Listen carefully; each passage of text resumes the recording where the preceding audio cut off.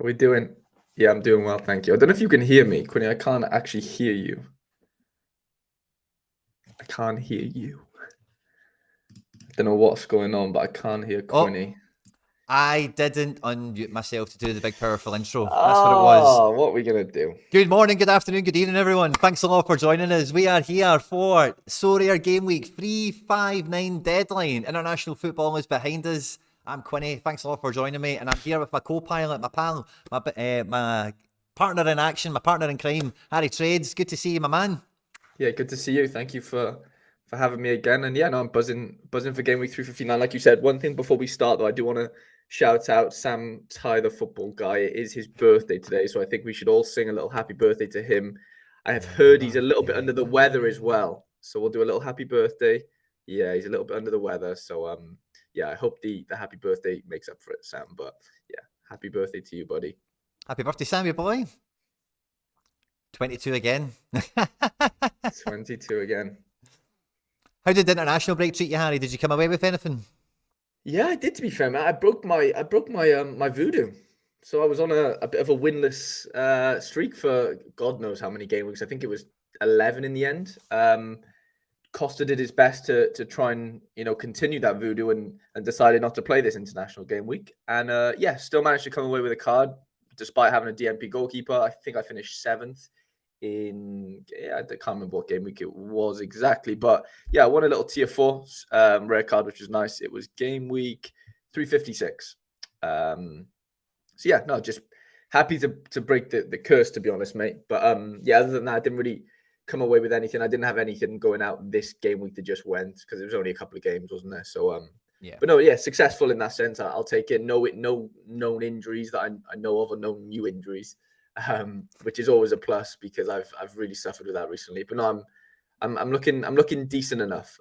Did you win anything over the game weeks? I finished 6th in All-Star Super Rare this game week, but okay, the prize has stopped at 5th. Oh my god! Funny you say that. I think I'm 5th in under 23 Super Rare. But like you said, I think the prizes stop at 4th or 3rd. One of the two. Yeah, sorry, I'm 6th and the prizes stop at 3rd. So I'm 40 points away, which is a little bit annoying. That was only with one player. How many players did you have in your little lineup? 1 as well? 4. Oh, 4. Jesus. I'm going to have a look on your... No decisive, but Scotland lads. Of course. Well, I had Balde in mine. Obviously, he was rested. So, yeah. Okay, that's interesting. Yeah, 251 points. I'm looking now. But I'm winning a basketball card this week. Are you really? Where did you finish there? Rare contender. I'll see if I can put it on screen. Let's see. I think my screen should be working still. Yes, it is. Let me just hide Harry's screen. Boom. Aye. So, yeah, rare contender. 377th. I think. Yeah, it's a tier 4, so it's not going to be anything spicy. Okay. But it'll be a basketball player. Is that your first rare win, or have you won? No, I won this guy I won a bunch of cards and I did that strategy rebuild. And since then, I won this guy, Aaron Gordon, who's like a champion level card, but I had a DNP somewhere else. So that team might have done something. Yeah. If Halliburton didn't DNP anyway, but so I've got a wee basketball reward, and then I'll put the Scotland team up. Enes Ünal played again. So Turkey at home to Croatia, Spain at home to Scotland. Didn't look good on paper for either. Turkey did get beat like 2 or 3-0 or something. Ünal played like 80 minutes, but I didn't get decisives going my way. Really, Tierney was maybe an unfortunate Opta review. You might have got an assist for Tierney, but yeah, so it was one of those ones. And McGregor in the 95th minute put it on a plate for somebody. No way. I think it was Lyndon Dykes, and he skied it or something. So yeah, but the prize pool finished at 5th. Fine margins.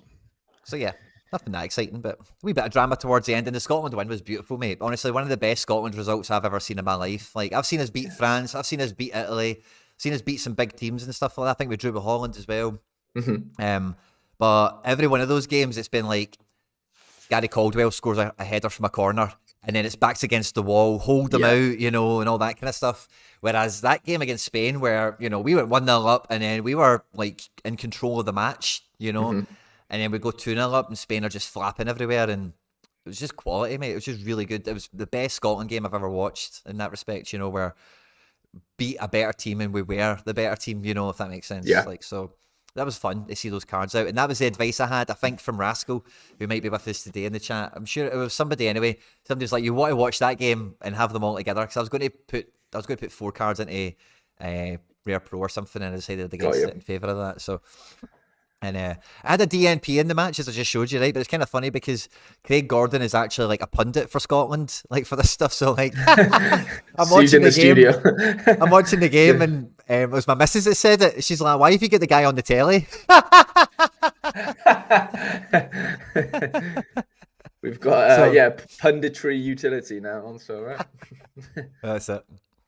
For sure. That's funny. We've dropped a tweet out. We've dropped a Reddit post out. I've just got a notification. SR Monkey, by the way, SR Monkey, the patron saint of the community. I think that's the official title I'm going to dub you now. SR Monkey will baptise you, the patron saint of FC Barcelona. He's donating a McTominay and a McGinn limited card, Harry, for I guess the giveaway in the stream today. So SR Monkey, honestly, thanks very much for your support, mate. It means the world to us, and without your support, buddy, in particular, the shows definitely wouldn't be what they are. So thanks very much, mate. I really appreciate that. So we've got 2 things to give away, guys. We are on Reddit, we are on the live chat, and we are on Twitter. So how about we throw that out, Harry, as a little poll right before we've got 2 cards, right? Where should we give them away? I think I know where you are going to vote, but if we could have a poll, I'll try and fire it up. Somebody else might be able to do it before I get there, but we'll have a wee poll for 2 cards to get rewarded. Where do we want them? And we're going to vote. Just you get 1 vote each, so we'll see where they go. But we've got Reddit. If there's a lot of Redditors here, get voting for that. Let me know you've came from Reddit, YouTube's, of course, and Twitter's, all that good stuff. And obviously, if you're on Twitter or any social media, make sure you find SR Monkey, drop him a follow, and drop him a fist bump, and thank him very much for his continued support, especially if you win. Because it is directly as a result of his generosity. So, yeah. Some big cards there, man. Some big cards. Really big utility. Scott McTominay is walking into Scotland Hall of Fame. He's got 4 goals in 2 matches. The poll is up. Lovely. Beat me to it. McSauce, as he's called, And John McGinn, as we know, is Mr. Scotland. He's Captain America for us, basically. Yeah. So, yeah, great to see. So, we'll leave that open for the first little bit. Harry, how will we, how will we start? How will we kick off? We've got 70 Sorare scouts and managers from all around the world here to catch the deadline. There's a lot of great football all across Europe this week, in particular. Full calendar of MLS as well. We've now got MLS draft to think about as well. We're predicted lineups and all that good stuff. But it's a bit of a pantheon this week, Harry. Where will we start? Yeah, I don't know, mate. But do you fancy maybe going down the Premier League route first and just going through predicted 11s for Premier League teams, or we could do MLS first? Whatever you really fancy. I don't really mind, to be honest, mate. Well, how about this? How about while we're giving that poll a bit of time for people to jump into... So what you need to do, if you're watching or listening, take the phone out of your pocket, jump into the live chat. There's a poll there. Decide where you want the giveaways to go. Like the stream, and then put the phone back in your pocket. So we'll give everyone a chance to do that, Harry. And if you want to actually... Could you get us that screen with the good teams this week on Sorare Data? Yeah, shows those guys. Yeah, I'll get that. I'll get that first now. Awesome. Okay, we'll have a wee gander at like the top 10 or so, top 20, depends on how popping it is, and then we'll let that poll get to its end, and then we'll start with the Prem. Sounds fun. Oh, not again, man! Not again. I was waiting for it. It feels like every weekend or every game week, it's either Rangers or Celtic at the top. It's really, really strange. Every game week. And this week, Rangers again. Rangers. We've got Rangers at the top this week. Obviously, that's not really going to matter too much for us. I mean, unless you've got Dundee United stacks, then all the best to you. But obviously, we don't really need to chat too much about the Rangers fixture. But then, second to that, we've got Sporting at home to Santa Clara. It feels like looking at the top 4 there, top 3 if we're excluding Rangers. It's a challenger heavy weekend again, Quinny. And I know you're going to be happy because, there's your beloved Celtic in there away to Ross County, I believe. Yeah, Ross County. Yeah. And then Porto at home to Portimonense. But Costa looks to be 50-50 right now. He's sort of day-to-day. There's a couple of other injuries there as well. So, they'll probably still smash, but, no Costa, which is a bit of a nightmare. Sporting as well. These could be some really, really hefty scores. We could see some nice defensive stacks sort of pop off there for Sporting, as well as, forward stacks. Obviously, you can speak on the Ross County and Celtic situation, but below that, we've got Real Madrid at home to Valladolid, which looks a really, really good fixture for them. Obviously, watch out for a lot of their players coming back from international duty. Same for other teams, of course, but, especially them. But players like Toni Kroos obviously wouldn't have gone to international duty. So, it's a nice little sort of, not risk-free, but there's just less risk, isn't there? He's been training all week or all 2 weeks with Real Madrid, you'd like to think. So, Yep. And nice one there. Arsenal at home to Leeds. Leeds are no mugs. I don't look at this and think, Arsenal are going to steamroll them like 4-5-0. I think Leeds will give a good account of themselves and might grab a goal or two, but you'd have to fancy Arsenal to do well there. I've added a few Arsenal boys or played a few Arsenal boys actually in my draft, attacking wise. Barca away to Elche. Be careful here though. There could be a bit of rotation because they do have their El Clasico midweek, I believe, or maybe the week after. But there is, like, I'm not playing my Balde. There's rumors that Alba's going to come in and situations like that. So keep an eye on it. Ajax away to go ahead again. Ajax. Yeah, it's an interesting one. Like, go ahead. I know, but they're like 11th. They're not like, they're not bottom of the league. But yeah, it is Ajax. Yeah, they probably go and win. But am I confident that they keep a clean sheet, Quinny? I'm not, if I'm being honest. Like, I look at my Timber and he's not in my priority lineups this week. He's in my cap teams. But not to say that I don't think he'll play well. But yeah, just an interesting one to keep an eye on. Don't get me wrong. I think they'll win there. Benfica, Rio Ave are no mugs, to be fair, and they're away from home. I do think Benfica will win, but I don't know if we're going to see those dark green scores unless, I know Grimaldo maybe gets an assist and they keep it to 0. There's situations like that. But I'm just seeing a lot of challenger here, mate, to be honest. Like Benfica, Ajax, Celtic, Porto, Sporting. I don't know why Utrecht are really. Volendam obviously aren't great, but I've seen them score a few goals. I think they beat AZ Alkmaar a couple months ago. I remember watching the game. It was like a Friday night or something, and yeah, just like weird little situations like that. So I don't know if that fixture is that good. Maybe Lille at home to Lorientes and Bad. We've got a Peruvian team here, Lima, Quinto. I've got a couple of players of. Look to have a good fixture. To be fair, River Plate, I've heard have got a really good fixture as well. At home to Union de Santa Fe. Ghent away to Serang, decent. I'm not sure what Barcelona this is. Probably a Ecuadorian or Peruvian, or maybe neither. Juve at home to Verona, and then PSG Lyon. Roma at home to Sampdoria. There's some good fixtures. The Burnley fixture might be a big one as well for obviously the under 23 defensive stacks that I was a big part of for a little while, but out of now, regrettably. But I think they play Sunderland tonight, if I'm not mistaken. Salzburg have a great fixture as well. Yeah, USG have a good fixture. AZ. It feels like another challenger week, Quinny. What do you think? Yeah, it's definitely going that way, isn't it? I actually think Barcelona away to Elche, that's a game I went and seen, Harry, last year. And that was it was a really good fixture, in fact. But what I remember about that fixture above all else is Ferran Torres and Memphis Depay won the match for Barca at Elche. And Ferran, my boy, he's in the predicted 11. So I actually think the Barca match is maybe a bit underrated in that list we've got there, because Elche very much struggling now at this point of the season. Barca fighting high at the top of the table, El Clasico on the horizon and all the rest of it. Yeah, but Real Madrid are at home to Valladolid. I think those two fixtures are mad powerful because, like you say, the Cruces of this world, as well as you think about the cards we're talking about here. Barca at the moment, the power players are guys like Lewandowski and whoever else you think is going to start, along with those Real Madrid guys. So there's going to be some powerful teams knocking around with Kroos in midfield and Lewandowski up front, or Benzema and these kind of guys. Yeah, no, 100%. I've seen Xavi come out though and say I'm not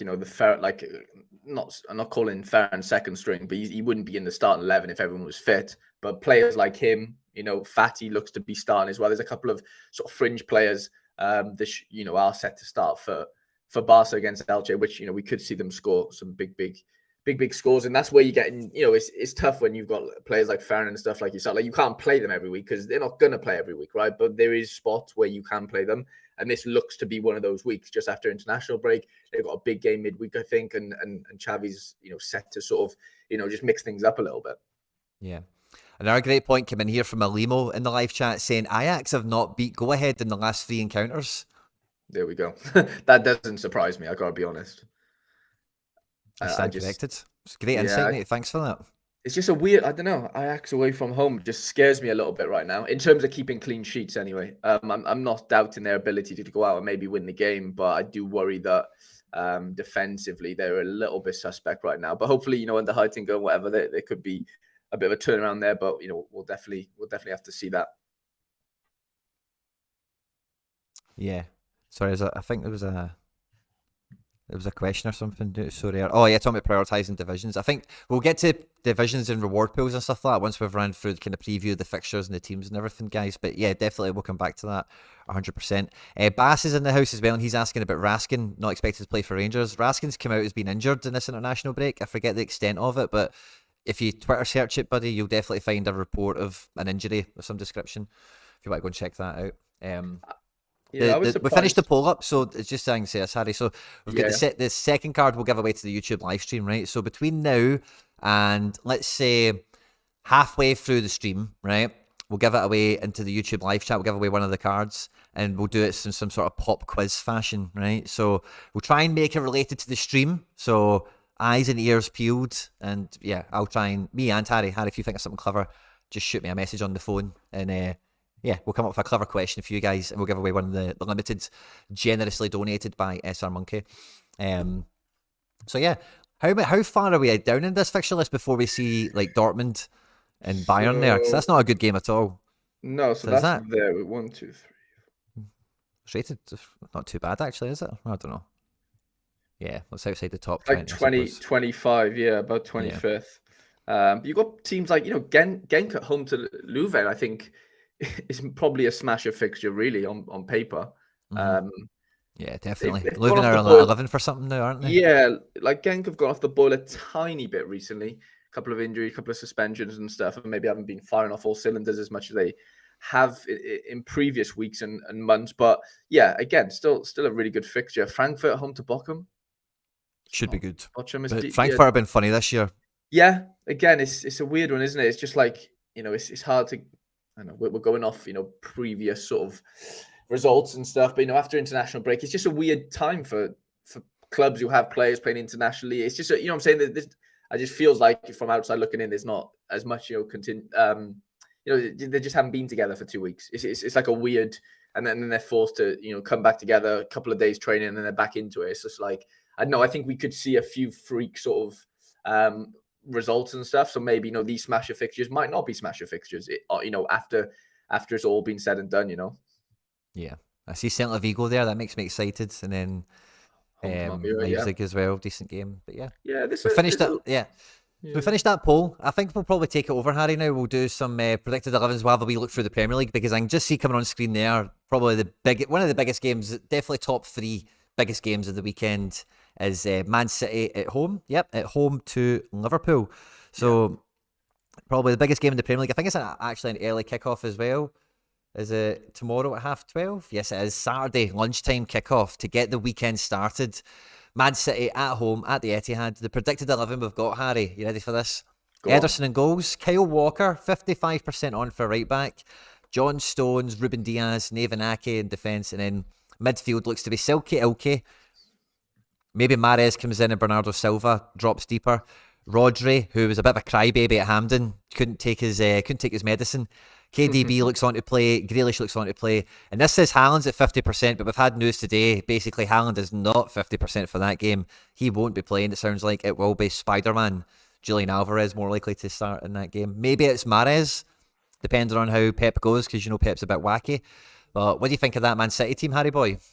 Yes, it's a decent team. I mean, Haaland, the obvious sort of talking point there. If he is out winning, and it looks to be, the case, I think he hasn't really trained with the squad for the last couple of days. He's been on his own and doing gym work and stuff. So, he's the type of player though to just not train all week and probably just turn up on a Saturday and score 2 goals against Liverpool. Is the issue? Yeah, that's not great from a Sorare perspective. If you want to sort of play it conservatively and not risk him. I know not many people in here are going to have a Haaland, but regardless, he's going to be a big miss if he's not playing. Of course he is. Like, he's been at the heart of everything they do, goal scoring wise this season. Yeah, other people have chipped in, but he is obviously the sort of the bread and butter of that team. And I don't know. I don't know. Without him in it, I'm not as confident in this Man City team to go out and really sort of put a statement out there.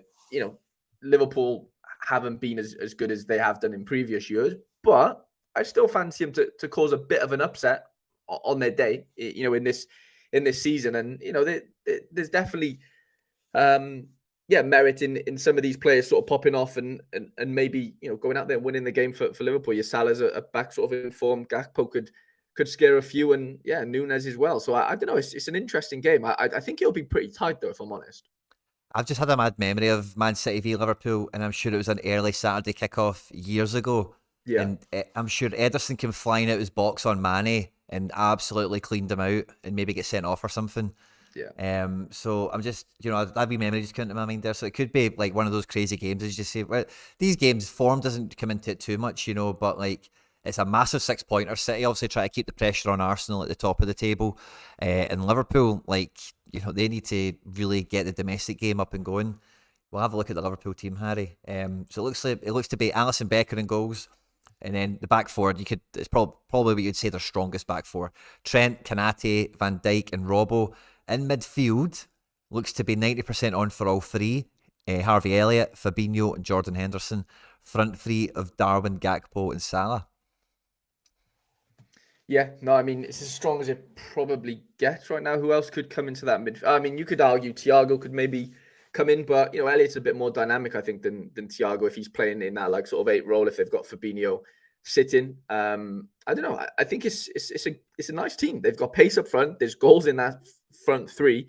The midfield three is, it's okay. It's not, as good as a Man City sort of three, in my opinion. But I think, on their day, they could definitely put out a bit of a statement. But yeah, back four's as good as it gets. Trent's going to have to, defend as well as he can against Grealish. But I don't think someone like Grealish will give him as much trouble as like players that like to go down the byline as much, if that makes sense. Grealish likes to come in on his right foot a lot, and I think Trent doesn't mind that, because then Kanate can come in and help out in that sense, or if it's Van Dijk next to him, or whatever it is. I don't know. I don't think him, and he's going to know him pretty well, playing against him in the Premier League for the last God knows how many years. So I don't know. I think Liverpool might come into this with a bit of confidence, to be fair. Yeah. Last time we spoke about Liverpool in a funny game, it worked out quite memorable. So definitely not writing anything off with this one.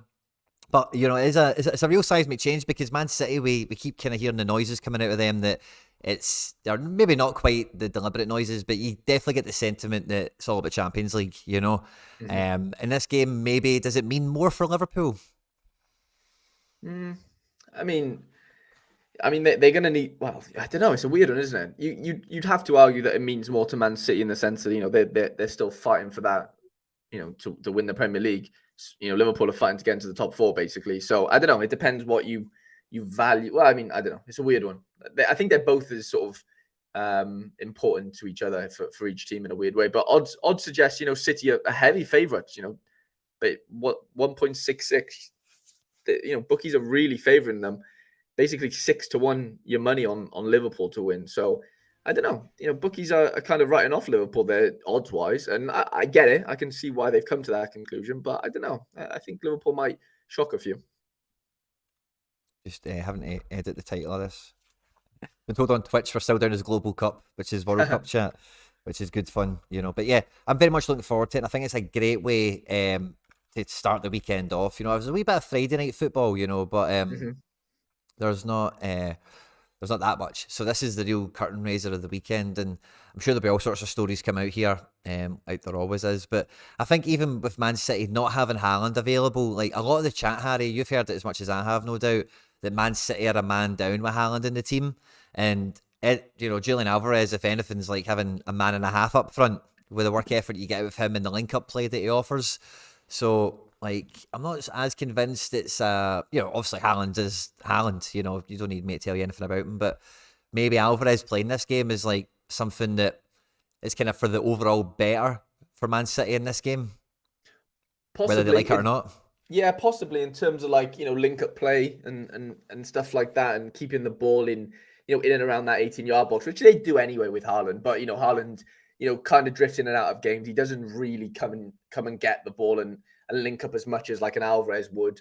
But I think the presence or the lack of presence, if Haaland isn't playing, I think it's more that. I'm not like, Haaland has so many, ridiculous amounts of goals to his name this season. But ultimately, if Van Dijk sees the team sheet and he sees there's a Julian Alvarez on there over Haaland, I can guarantee you there'll be fist bumps and a few smiles. Like that's just simple as. And that's no knock on Alvarez. I love Alvarez. I'm a massive fan of him, and I know you are as well. But it's just a different beast to defend against in a Haaland. It's a completely different animal. And, I think if you ask that Liverpool 11 and Klopp, they would much prefer to see Haaland obviously not on there. I know that's not rocket science to work out, but I do think, Alvarez does pose his own sort of threat in other ways. But I do think that plays into Liverpool's hands for sure. Like if we knew, we kind of know that Haaland's going to be out, but like I said, Haaland could just be Haaland and turn up on the Saturday, right? But I guarantee you those odds change if Haaland isn't. Like if it's known that Haaland's completely out, those odds flip a little bit personally. Not flip in Liverpool's favour, but definitely, they become a lot shorter. Yeah, big time. Sam Ty has dropped a lovely nugget of data here on us in terms of the top 6 versus each other. If that was the only games you thought about, Liverpool are top, so they are very good in these big games, so yeah, I think we could see Liverpool definitely right up for the cup. And yeah, some of the stuff you're saying there, Harry, maybe goes in with it. But I would also echo a comment we've had here from Ross McCabe. And I'm actually just going to ask the chat as well. Who do you think is going to win this match? Do we think we're going to see City win or Liverpool or a draw? So we'll have those 3 options popping in for you. But the Liverpool midfield, is it good enough to take on a City team like this? And like, I know like Harvey Elliott is great and all that, right? But I don't know. I look at a midfield at Harvey Elliott, Fabinho, and Jordan Henderson, and I don't see that getting much joy against that City team. I agree with you. They're lacking legs. Like Fabinho looks half the player that he was a couple of years ago in terms of physically. Like he just doesn't look like he can run anymore. Hendo's obviously, his main strength has always been his athleticism and getting around the pitch. And I'm not saying he can't do that anymore, but again, if we're being honest, he's on the decline a little bit. Not to the extent I've seen Fabinho recently. And Elliott's not blessed with, physical ability either. So I don't know. It's an interesting one. The front 3 really make up for it in terms of their athletic ability and how they can stretch the game for Liverpool. And I guess it's the hope of Liverpool's midfield to try and keep the ball. I know that's not easy to do against Man City at the Etihad, but I think that's where their strength lies. Is more on the ball rather than, going in and pressing too much. Like obviously Hendo will do his best and stuff. And, Harvey Elliott's not really that type of sort of midfielder. He sort of, offers you more on the ball. But I think if they can get the ball to the front 3, then I think things can happen at a faster pace for sure. Yeah. Now, Man City don't have another game after this for a full week, but Liverpool are going to be playing Chelsea midweek in the league again, and then they play Arsenal next weekend. So we're talking about Liverpool being top of this top 6 mini league, but the next 3 results, they're going to play half of that little mini league within a 7-day period, So that's our really, this Liverpool team, like, if they are going to get a result out of those 3 games, do you think they would target the first one? Do you think they would go hard at the City game? Yeah, they won't want to lose, obviously, but I think they'd be happy with a win. I think they'd be happy with a draw all day long. So you could maybe see them set up quite conservatively and just break on the counter with the front 3. I think that seems like the most obvious sort of way to go about it. Way to the Etihad. Listen to this, Harry. See, after that period, Liverpool then from the 17th of April, 1, 2, 3, 4, 5, 6, 7, 8, 9. 9 games left, and they don't play any of those, the Tottenham games in there, but I don't think you're going to think about Tottenham at this point, without a manager. But yeah, 9 games after that, Liverpool will have in very favourable fixtures. So yeah, really rocky point for the next 3 weeks, this Man City game for them. But it's all about the league now. There's no cups for them to contend with, and they've got to get Champions League football next season.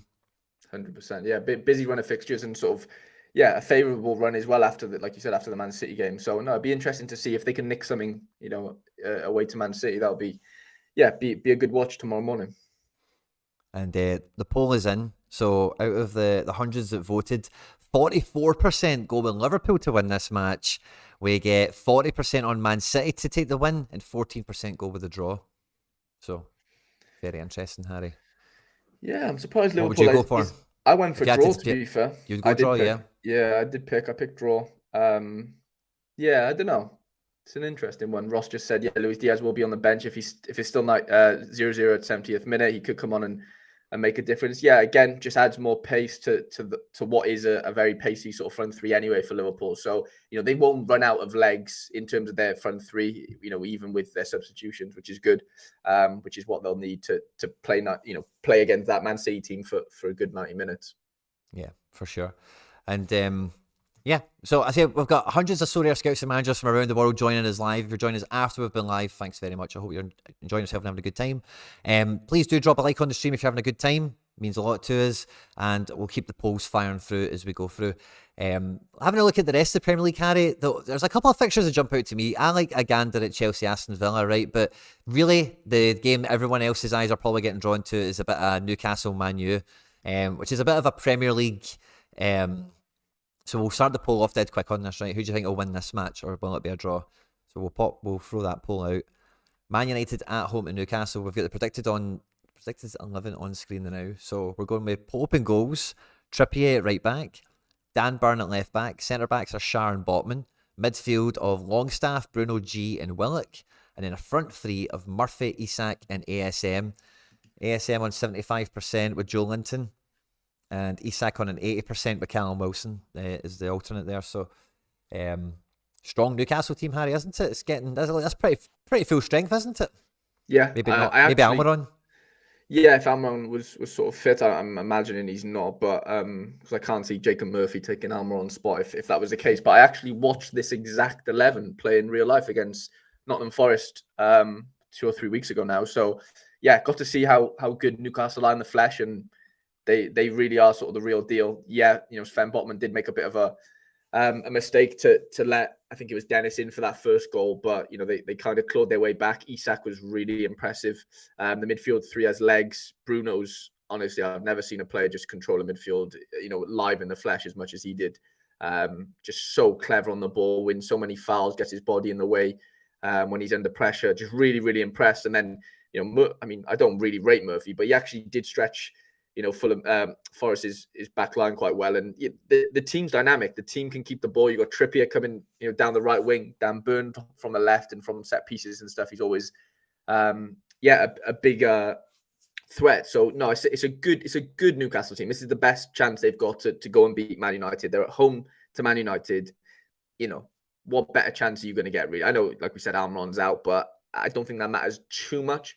And yeah, I think they'll fancy themselves here. I mean, bookies favor them. I know they can't really split them, 2.54 and 2.9 odds. The bookies, are probably in the same boat as everyone. We don't really know what's going to happen, obviously. But this is the best chance they're going to get to beat a Man United side for me. Yeah, and I'm a huge Eddie Howe hater, as everyone knows, but Tottenham at the moment are 2 games ahead of Newcastle and 2 points ahead of them. So Newcastle, every point they start to pick up at the moment, that top 4 dream is getting closer and closer. And this is the point of the season where the results, the wins, the points all matter the most, So that's a really strong team, and big fan of Bruno G. Joe Willock, we all know what he can do, very talented guy. Yeah. And I don't know. I don't know enough about this Murphy, but Trippier's a big game player, and ASM's a big game player, and rumours are he's leaving Newcastle, so this is a real shop window game for him as well, I suppose. Looking at the Man United team, Eric Ten Hag's Man United looks to line up with De Gea in goals, Wan-Bissaka on 75% to start over Diego Dallo, Rafa Varane 80% over Maguire, Lisandro Martinez, the little butcher, and then Luke Shaw at left back over Malacia. Fred and Sabitzer in the holding midfield positions, with Rashford left forward, maybe Sancho, Bruno, and then Anthony in right wing, maybe Sancho, with Big Woot up front, maybe Sancho. Maybe that's the hashtag for this section. Maybe Sancho. I like that. I like that a lot. No, I don't know. Yeah, the Man U team's pretty settled right now in terms of starting 11, and Sabitzer's come in and done pretty well and sort of forced his way in. And I don't know. I did see something on Twitter. I don't know how true it is, and maybe people can correct me, but I did see something to do with Rashford maybe not playing. I don't know if I read that right or wrong. I read something earlier about Rashford. I can't remember what it was. I guess that's maybe why he's at 75% and maybe not 90s, because he obviously would be if he was fully fit. But I don't know. I think this is the best chance Newcastle have of beating a Man United side. And yeah, I think it'll be a tight game, though. I can't lie. Like the bookies have sort of predicted, it's going to be really tight, I imagine. I don't know. I think Newcastle will probably have the better of the ball but whether they can convert that into chances and stuff, I don't know. Maybe, United might be a bit more conservative and just, sort of just play for chances rather than possession, away to Newcastle. I don't know. It's an interesting dynamic, and I'm excited to see how this game sort of plans out. I think this is going to be one of those games where if Newcastle do get the result, the home fans will play a huge part in it. I'm just looking at the time of kickoff there, 4:30 on a Sunday. It's proper Super Sunday prime time. If you're going to the game, you'll be fed, you'll have a few pints in you, and you'll be looking forward to it. And if you're a Newcastle fan, you're thinking about getting it to top 4 and all the rest of it. And a big stadium with a passionate fan base in that kind of mood, that could be the 12th man in these kind of situations, So if we get some early goals for Newcastle, it could be party time. Mate, when I obviously, like I alluded to, I went to watch him play away to Forest, right? And I was in the Forest end, but very close to the Newcastle end. And when I mean very close, I mean as close as you can get. And they were the best fans I've ever seen in my life. I got to be honest. Like, it was incredible. And I don't even know what that's going to be like at St. James's Park, full of 55,000 of those Geordies. Jesus, that's probably, well, I can imagine it's a scary place to go in that sense for the away team. And yeah, like you said, it'll definitely be the 12th man. Yeah. But yeah, interesting to see about Rashford, so it's maybe Sancho. We finished the poll. 40% of people, Harry, went for the draw. I think it'll be a draw. So interesting. 36% went with the Man United win. 23% with the Newcastle win. Very, very interesting. Yeah, no, I think I went for draw as well. To be fair, I wouldn't be surprised if we saw 2 draws in those 2 sort of big games. Score draws, but I do fancy the draw for both. So what we'll do now, guys, before we fire into the next kind of part, I feel like I'm just going to open up on screen for you so you can see them, the predicted 11s throughout the rest of the Premier League, and then as we're I'm not going to read all the names and the teams out and everything. Well, first of all, we've got Crystal Palace, Leicester, right? So if you're into any of these players for your draft or whatever, you can see the predicted 11 on screen now, and any of the contentious ones, I'll kind of flip them, so you can see who's maybe in contention for some minutes here and there, but. The goalkeeper at Crystal Palace is definitely one to watch out for. That looks to be a sticky situation. And against Leicester, again, very big game. Goalkeeper situation looks funny here. Might be Ward, might be Iverson. So some good picks here. James Maddison looks definitely nailed on to play. Harvey Barnes is only an L15 of 41 still. So maybe we're waiting on him to get some form. Roy Hodgson's Crystal Palace, of course. See the first time out for them. Arsenal Leeds. This was one of the best games on Sorare data, Harry, wasn't it? Yeah, it was up there. So it looks like Leandro Trossard up front over Nketiah, which is a pain in the bum for me. Saka, some really big players. It's basically full strength Arsenal, isn't it? Minus Trossard. And Saliba's out as well. And Saliba. Oh, Holding, of course. Yeah, sure. The Leeds team, again, if you're backing any of these players, good luck to you this week, especially. But yeah, that's the predicted 11s for both of those guys. One of the ones I think West Ham Southampton is one of those games that if it was on the telly, I would probably actually watch this, because this is a game where both teams are looking at this as a 6-pointer for some different reasons, and some of the cards are quite affordable, and some of the cards are quite useful in the drafts and whatever. So if you're after for some differentials or whatever, and you were looking at this match, I'd probably say stick with your gut, because this is a match that feels like it'll have some crazy stuff happen in it.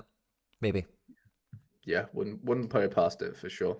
West Ham in 18th, Southampton in 20th for context. Now Massive. It might be 0-0, a bit of a bore fest, but I think both teams come into this game punching. They've got to, they've got to go out and win that game. Sulemana, big game player, so that could be interesting. Another game that looks good: Everton at home to Tottenham. No Conte anymore, Harry. What do you think about that? Monday Night Football. Yeah, I don't know. I think that'll be an interesting one. I don't really know. Well, obviously, I don't know how the players sort of feel about that situation. I saw like Song came out and said like, I feel like I let the manager down in that sense, and maybe even the club, like in terms of his form over the last God knows how long. There'll be sort of some players who are a little bit annoyed at the situation. There'll be some that can maybe thrive under him not being there. Maybe come into the fold a little bit more than they were under him. So I don't know. I think I don't know. It's one of them ones where like it seems like when teams are managerless after the first game, they seem to go on and maybe nick a result. So away to Everton, though, won't be easy. Obviously, Everton are quote unquote, not in a great position. But it's an interesting one. I think pressure will be off in a weird way until maybe a new manager sort of comes in. Maybe sort of cements his sort of philosophy down. But I don't know. I do fancy Spurs in this. I can't lie. I'm going to call it. I think this is a big game for that Onana. Like it should be Monday Night Football, as you say. That'll be a big game on the telly. Everton very much in the ascendancy. We've lost Harry. We'll see if we can get him back. But Everton very much in the ascendancy. And yeah, it could be a big game for him. Harry should be back. He is brilliant. Can you see and hear me, Harry? Uh-oh, I can't hear you. Oh, maybe I've put you in the wrong place, Harry. Maybe that's what it is. Oh, no, cancel. Sorry, Harry. I've got you back. I just need to find where I'm putting you. Oh, yeah, number 3.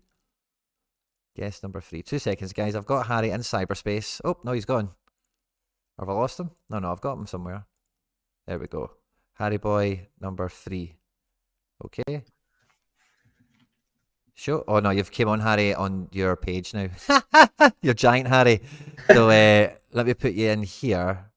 Does that work? Oh, I could hear you there. Nope, it's not that one. Oh, it must be number 2. Sorry, guys. Sorry. Technical glitches. There we go. Got you, Harry. I'm back. Yes. You're back. You were super ginormous there, but I was on the growth hormones for a couple of seconds, lads. Love it. Sorted. So yeah, that could be a fun one. Brighton Brentford. If there's anyone interested in this game, the predicted 11 for both is now on screen. Feel free to pause the stream and catch it at your leisure. But I'm trying to get these done so that we can go on to the next kind of big match that we can spend a bit of time chatting about. But I don't want you to miss out on any predicted 11s that he's come to the show for. So this now on screen is Forest versus Wolves. Quite an interesting match. Cunha, 60% on his start, by the way. I've not put him in any teams. He maybe be good for a wee cat mode or something. Interesting. Yeah, glad I opened that now. Chelsea Villa. Now, we all know Aston Villa are the cheat code stack these days, so can they keep that up away to Graham Potter's Chelsea? Chelsea team looks strong, doesn't it? Yeah, I know Ross is in the chat, and I would be interested to see this. I mean, I'm not annoyed at this because I'm a Badia Shilona and I want to play him, but I am a little bit suspect that why is Cucurella? I'd like to know your thinking behind him being only 20% on to start. I just don't understand why it's so low. I'm not saying the Badia Shield is in favour to start, but I do think that's a little bit low. Just as someone. Cucurella's over here as well. Cucurella's over here at 60% in Badia Shield. Okay, so probably... that's changed. Sorry, this wasn't the case yesterday or the day before because Fofana was in there, Quinny. So basically, they had Fofana at like 70%, Koulibaly at 90, and Badia Shield at 80, and then Cucurella was behind at 20 type of thing. I mean, Cucurella isn't going to play right centre half, is he? But Badiashile could he? No, he's left-footed as well. I mean, Koulibaly could. You could argue. You could play Badiashile centre, and you could play Koulibaly on the right, and then Cucurella on the left. But that's changed since I last saw it. So okay, maybe I'm not as worried about it now. But yesterday it was Fofana that was in, and then Cucurella was at say 20% behind Badiashile. But that makes more sense now. So maybe I don't have as much of a problem with that. And in the last game here is Bournemouth Fulham. Excellent. And in the game I'm kind of itching to get to, there's 2 games I'm itching to get to that are probably going to be quite Sorare heavy in some different ways. So that's the Fulham Bournemouth predicted 11's been on. The first one is probably the big one for me, the real big one in world football this week. And it is, and again, we'll get a wee question in the polls in the chat. What do you think the result is going to be of the Klassiker? Is it going to be Borussia Dortmund or is it going to be Bayern Munich? Now, for me, Harry, the reason this is such a big story is because Thomas Tuchel has just came right into Bayern Munich, and Bayern Munich at the moment, like the way this season's been going, let me go get the predicted teams up, like they've been flattering to deceive, and this is maybe the first time in forever that the title race is on. Thomas Tuchel, former Borussia Dortmund manager, right in as Bayern Munich boss. First game against Dortmund when they're top of the table. Tuchel didn't win. I don't think he won anything with Dortmund. I think I'm right in saying. So that is. So there's a bit of drama there. There's a bit of extra flavour in that game, Harry. Yeah, no, it's massive, obviously, isn't it? First game for him. He's got Musiala fit. Apparently, he's been training with the full squad over the last few days. So that's great news for holders of him and obviously Bayern. But yeah, this is big for Bayern Munich. They can't really afford to lose here at all. A draw would be interesting. It kind of keeps them in it, but it's just not ideal. But I think in a weird way, that all the pressure's off Dortmund in a weird way for me. I know they're away from home. Obviously, they are first. But I do think them being away from home, alleviates the pressure a little bit. Bookies favour Bayern Munich, which is fair enough. They are at home. But yeah, Tuchel will definitely want to create a big statement and a talking point, I guess, for the weekend, because they need a result here, big time. Yeah, for sure. Dortmund are only 1 point better off than Bayern, so it's not like it's a crazy lead that they've got over them or anything. Yeah. Looking at the league table, but by the way, a wee bit interesting detail that I'm trying to see. Yeah, so there's the last time that they played each other, it was a draw. But after that, there's not been a draw between these two sides in a number of years, it must be said. And when you look at the league table, this season, Borussia Dortmund have drawn twice, lost 6, whereas Bayern have drawn 7, lost 3 in terms of how they've dropped their points. So I don't think this game ends in a draw. And especially when you look at the direct head-to-head of when they do play each other, never mind their own form, plenty of goals are to be had in this game. Mm-hmm. So we can see the Bayern Munich predicted 11 here. Jan Sommer, who we think is a monster of a goalkeeper. Will he concede 3 or more? Well, I guess we'll find out. But we've also got Delict, Pavard, and Upamecano in defence with Kimmich and Goretzka. And then the experts reckon Thomas Tuchel's first Bayern Munich lineup will have a supporting 3 of Coman, Musiala and Alphonso Davies to help out Mane and Muller in attack. Maybe not Mane and Choupo-Moting is the one that comes in, but probably Mane is what they think. So bit of a gung-ho approach from Bayern at home if this is the way they line up, you know. Yeah, it's an interesting one. I mean, they do have options, you know, going forward. Choupo-Moting, you know, they've got Sane as well to come into this sort of team. But I mean, yeah, it's kind of as good as it gets right now, really. I know Channy's saying in the chat that he doesn't think Musiala plays, which is fair enough. I can see that. You know, I can see a world where that doesn't happen. He might not risk him, you know, in a game like this after picking up a muscle injury over the international break or just before it. So I don't know. It's interesting. It's an interesting dynamic, and they'll definitely have to go out and make a statement. Yeah. Bass reckons it's more like 5 at the back. Fair play. Expecting Muller. Yeah, I think it looks like Muller.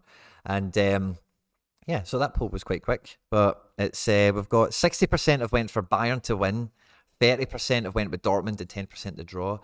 Make sure you come in and drop a like, guys, when you're getting into the live chat and dropping the poll votes. But we also have the Borussia Dortmund predicted team. So we've got Gregor Kobel, we've got Marius Wolf, Schlotterbeck, Sula, Ryerson to make up the back line in defence. In midfield, Rafi Guerrero in at CDM. That continues. He's becoming a bit of a cheat code now, alongside Jude Bellingham and Emre Can. And then a front 3 of Marco Rolls-Royce, Sebastian Haller, and Daniel Malin, maybe Gio Reyna. So, is this the week that Schlotterbeck doesn't get a big score? Well, yeah, on paper probably, but then, you know, Schlotterbeck being Schlotterbeck, you'll end up getting a last man tackle or a clearance off the line or an assist. There'll be something. Something will happen. He always seems to score above 70. He's phenomenal. And yeah, but you know, on paper, yeah, if Bayern obviously, you know, sort of score a couple, then it obviously isn't great for Dortmund defenders, but I think he might somehow just get a bailout card somewhere. He'll get a last man tackle of some sort or clearance off the line. Yeah, so I'm going to go. I actually think Dortmund score really well in transition and counter attack, right?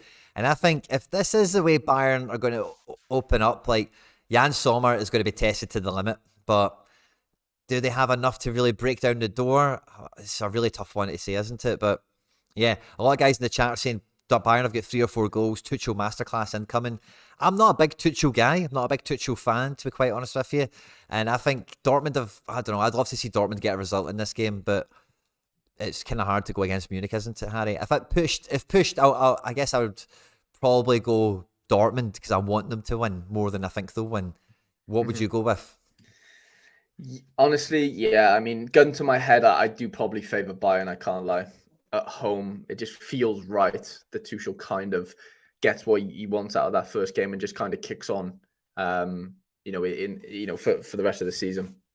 Yeah, for sure. And the reason I was saying that's a big Sorare related fixture probably is for 2 reasons. Like, no, number one, obviously Bayern are hugely stacked, but I'm pretty sure John and a bunch of guys are away to the Bayern. I think they're there this weekend in Germany, so we should get some Sorare on tour action at their Klassiker, which will be cool, you know. So hopefully anyone going to that and involved with that has a good time, and hopefully it's a good result for everyone that goes. But the other kind of Sorare fixture, and this isn't a real order, guys, so I'm sorry if we're a wee bit over the place in this respect, right? But there is a huge special weekly on this game week for AC Milan versus Napoli. Napoli gearing up to win the league. They're riding high, and not quite in cruise control, but looking to win their first Scudetto since they had Diego Maradona in their team. And so Sorare are doing a giveaway where you can get involved with the team, and we can pull it up on the prize pool so you can see that. But you need to have 3 Napoli or 3 AC Milan cards, or a combination of the two.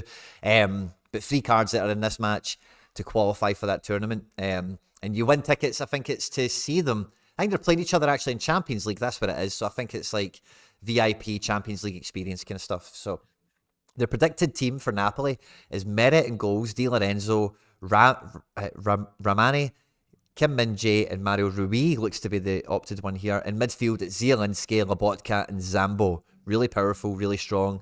Cravadonna starts with probably Gio Simeone and Hirving Lozano. Maybe Politano, but probably Lozano. So a really strong Napoli team. Don't know how much of a international burden was really on this team. I know Kvaratskhelia played for Georgia. I'm not sure if Lozano went away with Mexico. Zielinski, Poland. But yeah, it's not like a full team of... When we're looking at like the Man City team and these kind of teams, Bayern Munich and whatever, all those guys have been travelling and doing stuff probably, for the most part. Napoli maybe not as much. But good Napoli team, isn't it? It is, but like we mentioned with the Man City thing, I think Osimhen not being in is massive. He's just, again, I'm not discrediting what Giovanni Simeone can do. He scores goals, works hard. Similar profile maybe to an Alvarez in a weird way, but then you've got Osimhen, like what a sort of link up he's had with Kvaratskhelia this year, and I don't know how that's gonna sort of disrupt this Napoli team going forward and scoring goals and linking up, because again, athletically and the type of goals that he can score is just sort of unworldly right now compared to a Giovanni Simeone, and Milan, again, similar to Liverpool, will be sort of licking their lips a little bit, I think, in terms of him not playing. So I don't know, Napoli aren't going into this as strong as they, maybe the odds show right now. They're less, well, just over even money, or not, way less than even money, to win the game. So they're heavy favourites. And I'm not saying Milan are the team to go and beat Napoli at home in the form they're in. But without an Osimhen, I would be a little bit happier, punting on an AC Milan to do so without him in that team, if I'm being honest. Yeah, Osimhen is a huge miss, for this team. It's been him and Kvaratskhelia have been the real guys that have been making this team happen, and we've seen some great forward lines from Napoli over the last 10, 15 years with guys like Cavani and, Lavezzi and Insigne and all sorts of guys that have came and went. And this partnership between Kvaratskhelia and Osimhen has been just tearing the place apart. We've dropped another poll into the live chat as well. Who do you think is going to win this match? Will it be Napoli? Will it be a draw? Will it be AC Milan? While you're getting your phone out your pocket to vote in the poll, make sure to like the stream. There's over 130 Sorare scouts and managers from around the world here. And let's get the likes popping up. As soon as we get the likes popping up to, let's say, 80, we'll do the YouTube giveaway. Sounds good, doesn't it? And also get involved in the poll while you're there. The AC Milan predicted team. Magic Mike is going to be in goals. Calabria, who's Mr. AC Milan, bleeds red and black. He's in at right back. Simon Kjaer, probably in defence over Malik Thiaw. Let's see how that goes. Fikayo Tomori and Tio Hernandez complete the defence. In midfield, Tonali and Benacer. And then a three of Leao, Brahim Diaz, maybe Krunic, and Salamakers, maybe Florenzi, will be in support of Olivier Giroud. So, really strong AC Milan team there. But AC Milan are, even, we've been saying this quite a lot with them this year, they kind of flatter to deceive. They're not really that great a team. No, not really. I mean, to be fair, though, in that Champions League tie against Spurs, I know I haven't watched Milan too much, but I watched them in that away leg. Spurs were home and they were great. Like, I thought they kept the ball really well. They kind of, set up shop really well and kind of, done what needed to be done that game. They dominated it. They obviously didn't score a goal, but they didn't really need to. And they kind of just, saw the game out really well. But it's a different ask going away to Napoli and getting a win. But Big Mike in goals, like you alluded to, he's on the form. He looks to be, come back in the form of his life, even on international duty as well. So they'll be tough to beat Milan here. But do they have the firepower? I mean, obviously Leao's exceptional, and if you can feed Giroud, then great. There's goals to be had. Diaz, Silemakers, like they're good on their day, but do they turn up in this type of game is my question. Napoli have only conceded 16 goals this season. At home, they've only conceded 9 out of 13 matches. So if you're backing AC Milan this week, it's kind of hard, it's kind of hard to back them on stats basis, if that makes sense. Away from home, AC Milan this year, 5 wins, 4 draws and 5 losses, very nondescript. Whereas I say Napoli at home have been a phenomenon. 11 wins out of 13 games, 1 draw and 1 loss. So absolutely brilliant from them. I think Gio Simeone's got it in him. He's good enough, I think, to fill the shoes of Osman for a couple of game weeks, you know. So I'm not too sure the ins and outs of the injury or whatever. So I can't really comment much more on that. But I think Osman is a huge miss. But they're 19 points clear with a game in hand on Juventus. No, sorry, I beg your pardon. Not a game in hand. It's Lazio. I had the home table still on there. But they are 19 points ahead of Lazio. No games in hand, of course. So they're riding strong, really high. And they just need to keep the form going and just keep making the chances, really, I think, you know. I would go with a Napoli win. What would you be going for, Harry? Yeah, it's hard to not do so, but you know the Osman, you know, sort of miss is big. I'm gonna say draw. Draw. Yeah. Cool. AC Milan still have Champions League football, as we mentioned. They will be playing each other in a few weeks, so yeah, maybe it's a tame effort from AC Milan. Maybe they don't want to show any of their cards. Maybe they think we're not going to win the league, but we might knock you out the Champions League. Yeah, 100%. I can foresee a Mike Mignon 85 plus here. I'm sticking my neck out. I think he'll be busy, but I do think he might scrape that clean sheet. So while we're talking about this, just before we wrap up on it, I'll show you the special weekly for it, so we can see it. So anyone who wants to get involved, if they want to, they can. So it's a Napoli special weekly. It's for 2 tickets to the European game, okay, and a signed jersey. Max 5 of any. So it doesn't matter what scarcity of cards you're playing with. They all go in here with neutral bonuses and such, I imagine. And then yeah, it's top 3 podium for tickets, and then top 10. Positions 4, 5, and 6 will get a signed jersey, and positions 7, 8, 9, and 10 will get a signed football. So some quality prizes there if you've got some Napoli, Milan cards for that special weekly. Yeah, get right involved in that, especially if you live in Italy. Champions League tickets, you know, like, and the only people that will contest that, Harry, is me and you, know, like contest it, is people that can do it, you know. So I wouldn't look at the head count too much on that. I can't even see what the head count is at the moment. No, it doesn't even tell me. Maybe if I register, it'll tell me. Right, let me see now. 184 people have entered so far. I don't think that's too bad. 5% at the moment, and how many people are taking that seriously or not is another matter. And then who actually gets it right is the next part, because there's not that many players to pick. So if you have the ones that pick that all nail, then you're jamming. So really good competition, and good luck to anyone that gets involved in that. And I'm looking forward to more and more of that Sorare stuff coming out, Harry, and that's why, like, I've got a strong Celtic squad, right, and I've got a strong, probably the next thing we'll come on to, actually, I've got a strong NYCFC squad as well.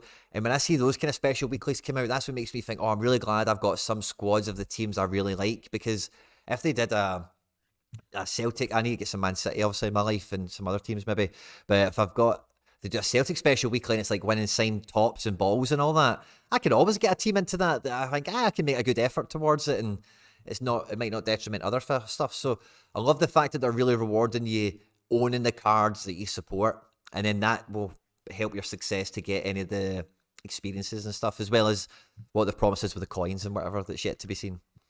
Yeah, no, it's great. I mean, that's where Sorare need to really leverage their licenses and their deals with all these, you know, leagues and stuff. Is all these, you know, really sort of exclusive experiences and whatnot. And obviously, you know, the cards having, you know, the extra sort of utility, or, you know, whatever you want to call it, through that, I think is, I mean, yeah, that's where the game needs to go. It needs to be able to provide more and more of that, because they're the things that, you know, excite us. Being able to do things that, you know, just don't really get to be done on a regular sort of day-to-day and week-to-week, you know, basis. Yeah, for sure. So that what I was going to say is should take us on to is a bit of MLS, because we do have the MLS draft open now. So there may be a few people catching the stream, Harry, that are new to MLS, you know, and need some predicted 11s. I don't think we could go through the entire division. So if there's anyone in the live chat that is after us cracking some stuff up and looking at some predicted 11s, we can help you out with that to do your drafts. But otherwise, Harry, I think we'll probably have a game or two each. We'll open up and have a wee chat and a wee look at. Is there one that you'd like to get us kicked off with? Not well. I can tell you who the sort of best fixtures are, and we can go through maybe a couple of them that way, if that makes sense. In terms of, you know, the MLS games, I mean, Cincinnati stands out at home to Inter Miami. If you want to open up, yeah, let's do that. Their starting 11. I mean, yeah, you know, Inter Miami just aren't a great team in the MLS again this season. And Cincy are good again. Like they've got some really, really good players going forward. Your Brenners hasn't really been as good as he was last season yet, but Brandon Vasquez got a goal last week. Luciano Acosta, unbelievable little number 10. I think he other than Almada, he's up there for one of the best players in the league in terms of what he can do on the ball. Burrell is class as well. I think I was speaking to Fed on the podcast, and he was telling me that, no, it wasn't even him. It was somebody else. And he told me that Burrell has been taking over a lot more set pieces as well, actually, over Acosta, even though, Acosta is the main man normally. And then, just a solid sort of back 3/5. And a good under 23 keeper in there as well. I see this being a heavy score. I can't lie. I really do. Yeah, and finally they've got a cool strip as well, because I think that always matters with these teams, that just to be straight with you, see the teams that are not in cool places like Cincinnati and whatever. See if you're a foreigner or whatever and you're going to Cincinnati and they've got an ugly strip, it doesn't help, does it? It doesn't. But they've got a cool strip now, and I know that's not what makes football results. That's just me being stupid, right? But they've got a cool strip now as well, which does help. And it seems like the teams, well, excluding LAFC, who obviously are in a nice place in America in terms of location, and seem to get some top players there. But like LA Galaxy and Inter Miami, those sort of big sort of states in the US in terms of where you probably want to be living as like a South American coming over to the America and stuff like that. They don't seem to like benefit from that. It seems to go the wrong way for them in that sense. And they get the wrong types. You get Douglas Costa in. I've seen news of his. Gareth Bale. Well, no, excluding LAFC. Let's exclude him. I don't know. Yeah, LAFC seems to. I don't know. They seem to get away with that. Like, I don't know what it is with what they're doing and LA Galaxy are doing wrong. Obviously, that's an executive thing. But since you have a great fixture, Philadelphia at home to Sporting Kansas City is also a decent fixture, I would say. I don't think, like I spoke about Kansas on the stream last week, they're no mugs. They're really not. They've got some really good players that have played in European football. But, Philly at home, I know they've got a stupid stat, something like, I don't know, they haven't lost a game or haven't dropped a point in God knows how many. It was something, quite impressive. And again, I do think it's a great fixture for Philly. You'd probably like to think that there could be a little clean sheet on the horizon there for them. And the only issue there with them is the goalkeeper situation. Is it Bendik? Is Andre Blake back? Is kind of the contemplation. Blake's down at 75% to be fair, but I'm seeing people in Discords and stuff, and they're not as confident as that, I would say, for the most part. So keep an eye on that. But Jack Elliott, Gleason's, Wagner. There's some really good defensive sort of picks you could get into your drafts. Yeah, very good. And that's an easy to overlook fixture for the draft as well, because it's maybe not household name teams if you are new to the league. If you are new to the league, probably one of the first fixtures you've looked at this week is Atlanta versus the New York Red Bulls, both quite, sexy teams, as it were, big franchises and whatever. The Atlanta predicted 11 looks pretty strong, top to bottom, really. I'm not a big fan of this Rossetto guy, but he does play well sometimes.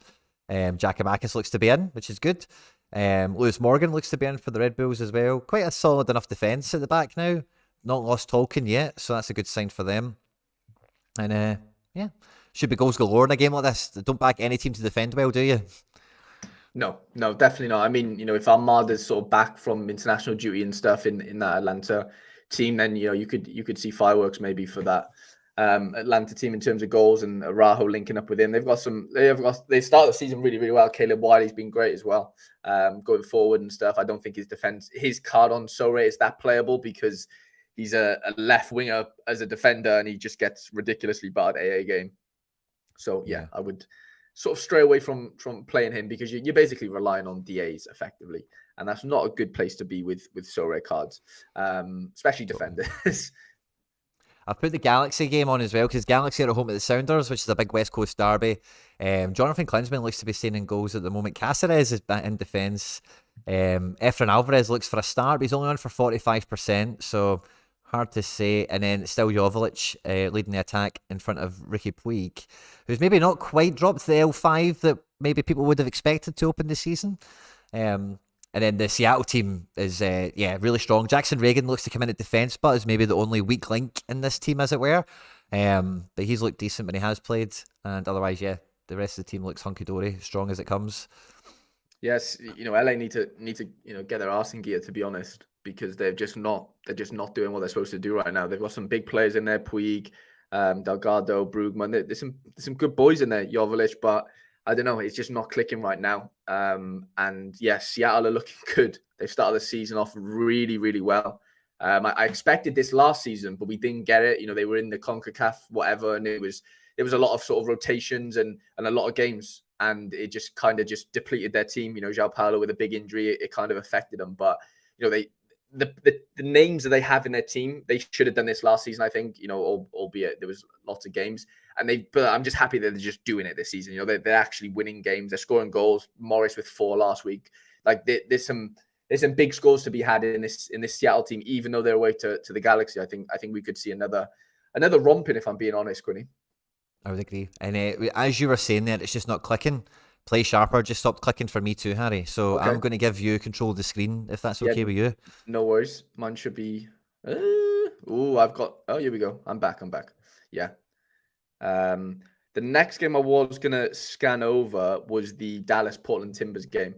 So according to my, matchups tab there, the Dallas game is pretty high on the America sort of matchups. And yeah, I don't expect anything different. I think this could be not a romping, but I do think we'll see a couple goals scored here for the Dallas boys. It's going to be an Areola, Ferreira, Velasco combination.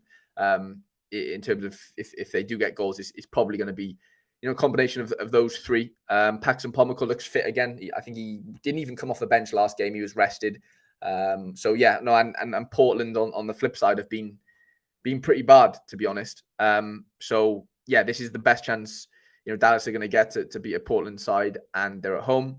Portland obviously, have struggled this season. There's quite a few 70s and 60% here. So there's clearly, just no sort of fluidity and no certainties maybe in their squad right now. They're still trying to figure out, what their best sort of 11 is. And that's normal for starts of seasons and stuff. But it's always nice to kick on really early, and they haven't done. So that is an issue, and that they obviously need to correct that. There was a goalkeeper issue as well. Ivasic, he come out and said that the manager's a liar or something, and I don't know. There's something went on, but apparently he's back in the fold. He didn't play last game. He's back in the fold now, apparently, for this game at 90%, and hopefully they can turn their season around. Obviously, I'm a Ferreira holder, so I'm hoping that the Dallas can get a couple of goals here, regardless if they win or not. But I do think, as the odds suggest, less than even money, I think Dallas are good for a win here. And a couple of low L15s, really. Areola at 50 isn't terrible. I think he could sort of not shock us, but I think he could get a couple goals and a couple of assists here in this game. Leggett, your boy at 48 is not bad.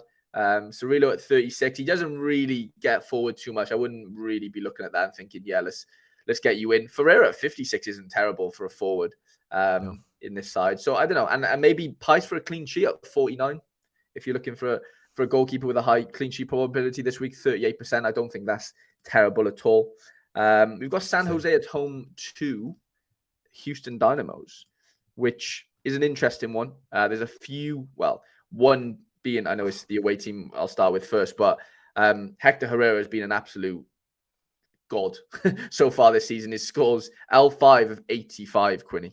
The guy is doing everything. Set pieces, defensive contributions, attacking contributions, outside of set pieces. He's doing everything. He's everywhere. I'm speaking to Nash, a good friend of mine, and I think he's got his unique, he's got his Super A, he's got them all in, and he called it before the start of the season. He was just a bit like, there's a player here that's played God knows how many Champions League games for Atletico Madrid, been at the heart of their team for the God knows how many years, Mexico international over God knows how many caps. Like, I know these sort of moves sometimes don't work out. Like, you could look at a Bale and stuff, but there's things in life, and you kind of just look at them and go, hang on a minute, this is a recipe for success here. He's sort of leaded this team.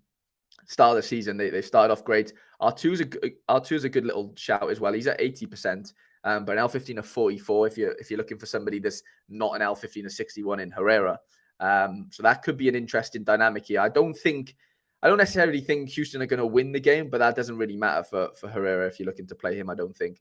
And San Jose, they've started off the season decently well. You got your boy John Mensah in there, a couple of 70%. K. Cowell being one. Montero's at 70, which is interesting. Not sure why that is. But Espinoza, Bobasi, there's some good players here. Lots of pace. We say every week. But no, there could be goals in this game. I do favor San Jose, but I do think Herrera probably is a bit fixture proof in this. If you were still looking to play him, I don't think that would be a bad shout at all. Just want to come in at this point, Harry, to say there's a lot of great intel in the live chat about some details around the Chelsea team. Badiashile looks to be at 90%. The Potter press conference has just finished. If there's any news about Celtic out by the way, you want to feed me, then feel free to go for it. But what I want to say, we're at 61 likes, Harry. We're constantly around 100, 120, 130. Sorry, our scouts and managers from around the world. I want to give away one of these cards now in the YouTube live stream, but I did say we need to get to 80 likes, Harry. We're only at 61. So if you want to take us through maybe one or two more MLS teams, guys, we need to get up to 80 likes and then give this card away right now. Questions all ready to go. I've got my answer. I know what it is already. Let's get those likes up. We're at 61. Get to 80. Come on, guys. Let's do it. And then let's see New York, Harry. Let's see New York, 'cause I'm biased. But we've got Columbus there. That's a good one. Could do Columbus. We'll do Columbus first because they've started off the season pretty well. Where have I lost Columbus? There they are. Home to Salt Lake. Salt Lake haven't been great at all this season. And yeah, I think Columbus could be good for a decent clean sheet here. Morris has been great so far this season. One of the looking at Bullard picks I plucked out. Still only L15 of 56 to be fair, with an L5 of 74. So he's definitely outperforming right now. How long that sort of keeps going, I don't know. But obviously you've got Christian Ramirez. I think he scored 2 last week. Player that's playing in Scotland, I think for Aberdeen. Correct me if I'm wrong, Quinny. Yeah. And then we've got Zelarayan as well, who's always sort of in and amongst things. Bookies massively favor Columbus, less than even money to win the game, or way less than even money. And yeah, I don't really see much hope for this Salt Lake team, to be honest, Quinny. I really don't. But yeah, a couple of 70, 60%. So there's definitely some rotations and some doubts here. And yeah, I don't know. Yeah, I wouldn't be playing with fire if you can sort of avoid it, especially for your draft. You want 5, smashes at best. And yeah, I don't know. I think this could be a really good fixture for Columbus. And did you want New York next? Sorry, Quinny. Yeah, just me being. I always look at New York. I've kind of looked at it already, but no worries. I always do. And the Revs are a good team. People have Carlos Heel and want to see him playing.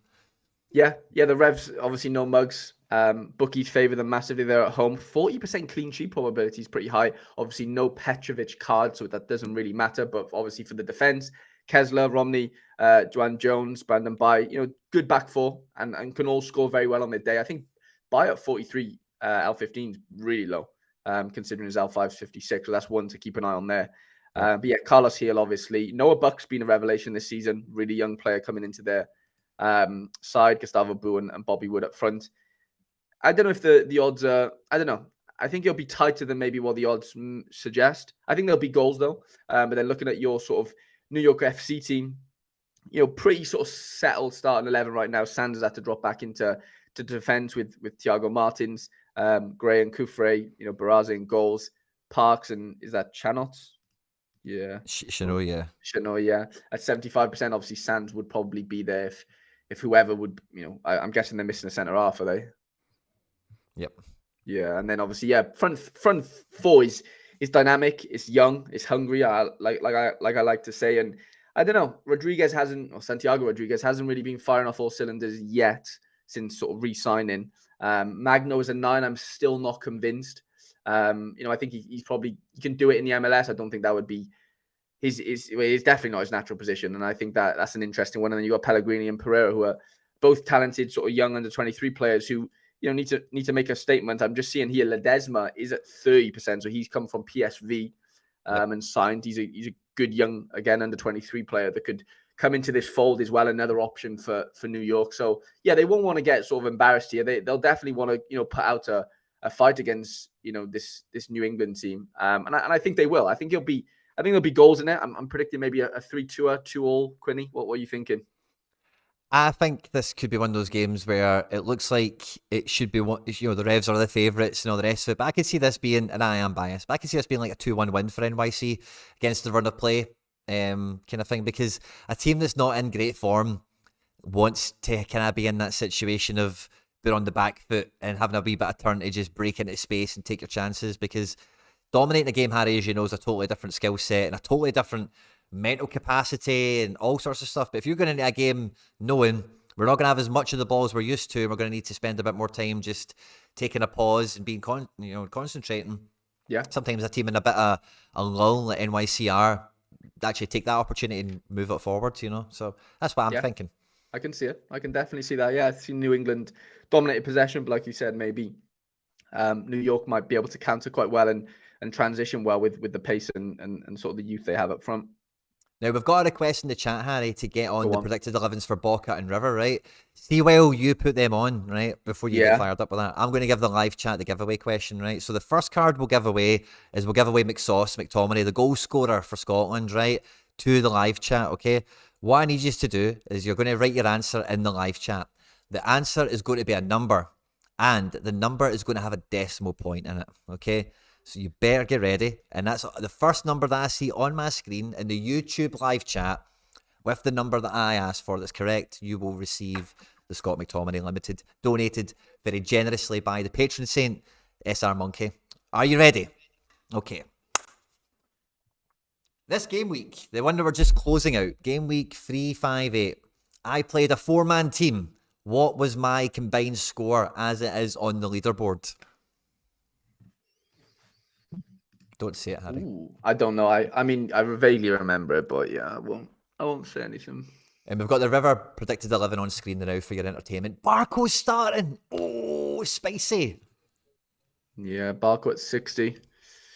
Paradella's in at 80. Beltran at 90. Yeah, pretty settled 11, I would say, for the most part for River. And yeah, they're playing. I think they're bottom of the league or one of the bottom teams. So yeah, it could be a smasher, could be a nice little clean sheet, and Paulo Diaz, Amani sort of defensive stack situation if you've got that on the go. Enzo Perez might pass his way to a nice little 70-80. So yeah, no, it'll be an interesting game. And like I said, quite more settled than it has been at the start of the season. Yep. And pretty strong, isn't it? The defense as well. That LGP comes up as a huge defensive player now. 100%. And then Boca away from home, obviously new manager in. Yeah, I guess whoever's doing these isn't like 100. Well, no one's 100% sure, but no one's 90% on this list. So everyone's at 75. There could still be a few situations here. Like I'm not risking my Alan Varela in any good lineups just in case there's some suspicious things going on. But yeah, they'll be looking to get a result here away to Baracas Central. And yeah, I don't know if you want to be really touching Boca players at 75%. There's something dodgy about that for me. Maybe that's the new manager sort of syndrome, and no one really knows what's going to go on there. But yeah, I don't know. It's an interesting one. Now we've got so we've had all the answers flying in, Harry. Right now, Wicked. There is a bit of a spanner in the works. Okay, now I did say, Harry, as it is on my Sorare screen, didn't I? You did. I did hear those words come out of your mouth. I can't lie. I did say that. So on my Sorare screen, it's on here now, 251.3, Harry. But if you look at my Sorare data score, it's slightly different, right? So we've got a bunch of answers that are correct as of Sorare data, but I need to scroll all the way down. Somebody got the legit right answer, so they must have scrolled back through the stream or something. So well done to them, whoever it is. Let me go and see who got the 51.3. It was where are you? I've seen you.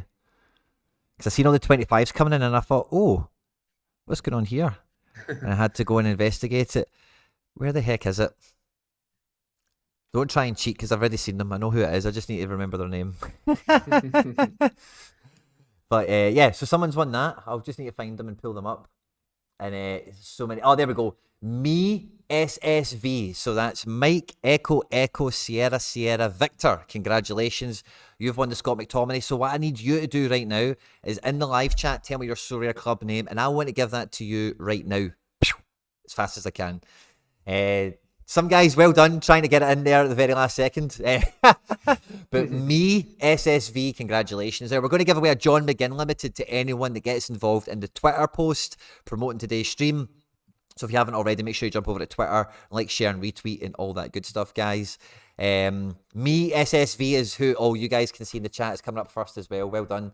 And Mark Dugan, you were close. Maybe I have a mistype. Let's go. Me's in the house. Love to see it.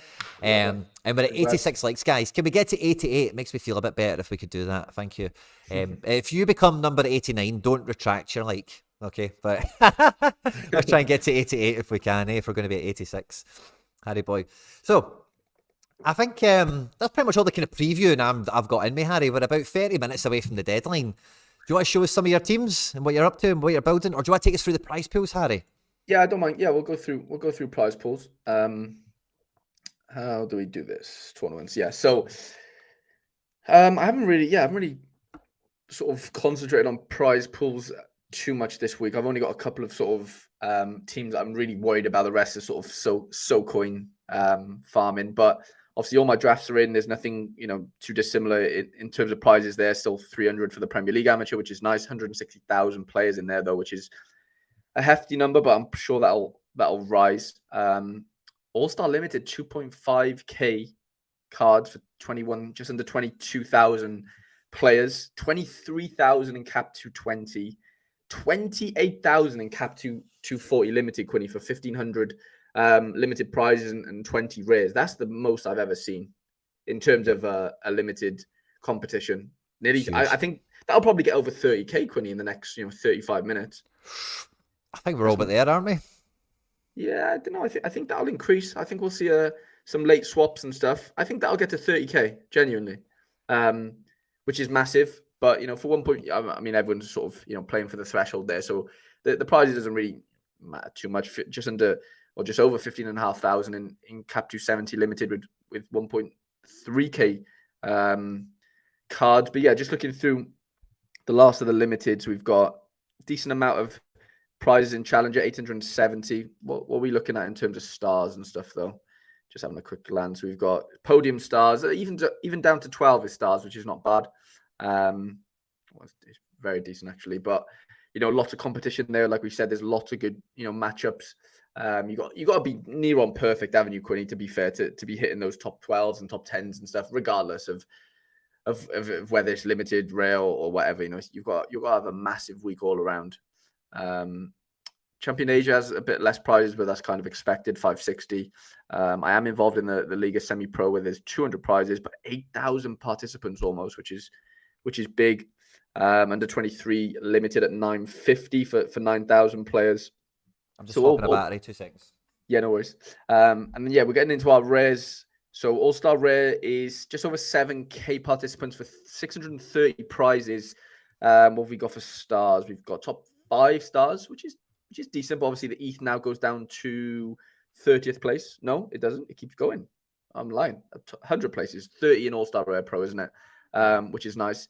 £80 on offer there to top 100, which is really nice. But I'm sure we'll see some mega lineups in there, as well as All-Star Rare Pro as well. 135 lineups there. 2,356 players all in so far. I'm actually involved in this as well, as long as Costa plays, but I don't think he will. So this is basically a throwaway lineup, lads. To be honest, if Costa doesn't play. But yeah, very interesting. $13,000 basically being given away there to top 30, I believe. And then we've got cap 220 rare, 560 prizes there, which seems pretty decent. 560, obviously off tier 5s, but that's pretty decent. And then we've got 9,000 in there. Cap 240, nearly 15,000 players or users in there looking to get the threshold. This is my threshold hunting team. This team falls on 240 points on the dot. Love that. I've got I know this week. I think it's 240 or 270. I know I was sort of slagging off, Ajax's chances of clean sheets and stuff, but I'm hoping that can change this week. I'm obviously playing my Timber. But yeah, Chris Brady, Timber, Enzo, and Kulu and Mickey Doolan's keeping the L15 low for me. But yeah, decent amount of prizes there. People are obviously, everyone's sort of aiming for the 50%, and then obviously anything higher than that's a massive bonus. Cap 270 rare, what we got in terms of star rares. We've got 2 star rares for first and second, not terrible. Yeah, it'd be interesting to see just where sort of people are playing their better cards, I guess, this week, depending on if they're challengers or big Champ Europe cards. And then we're getting into the rare. So we've got Challenge Europe rare, 1,800 players, 200. That seems decent. Challenge Europe Rare, 280 prizes for just under 2K players. I don't mind that at all. Same for Rare Pro, 60 prizes for 700 players, just under 10%. Prize ratio, that's not terrible. 175 cards in America, decent. 33 in America Pro seems a little light, but I don't know. Maybe I'm not used to looking at these prize pools in terms of America, so I'm not really too familiar with them. But Champ Asia 140, Champ Asia Pro 28, Champ America 210 seems decent for 1,700 participants. I don't mind that. And then 50 for the Pro. You got your second divisions. You got your under 23 rares and under 23 rare pros. 210 in under 23 rare. This is a throwaway lineup, to be fair, but 2-star rares in here for first and second, and we got tier 1s down to 7th position, and then obviously paying down to tier 5s in the rare, and then the all-star under 23 rare pro. I beg your pardon, at 55 prizes, very similar to what has been over the last couple of game weeks. We've got stars down to 4th place. So, a star is a star these days, Quinny, isn't it? Yeah, for sure.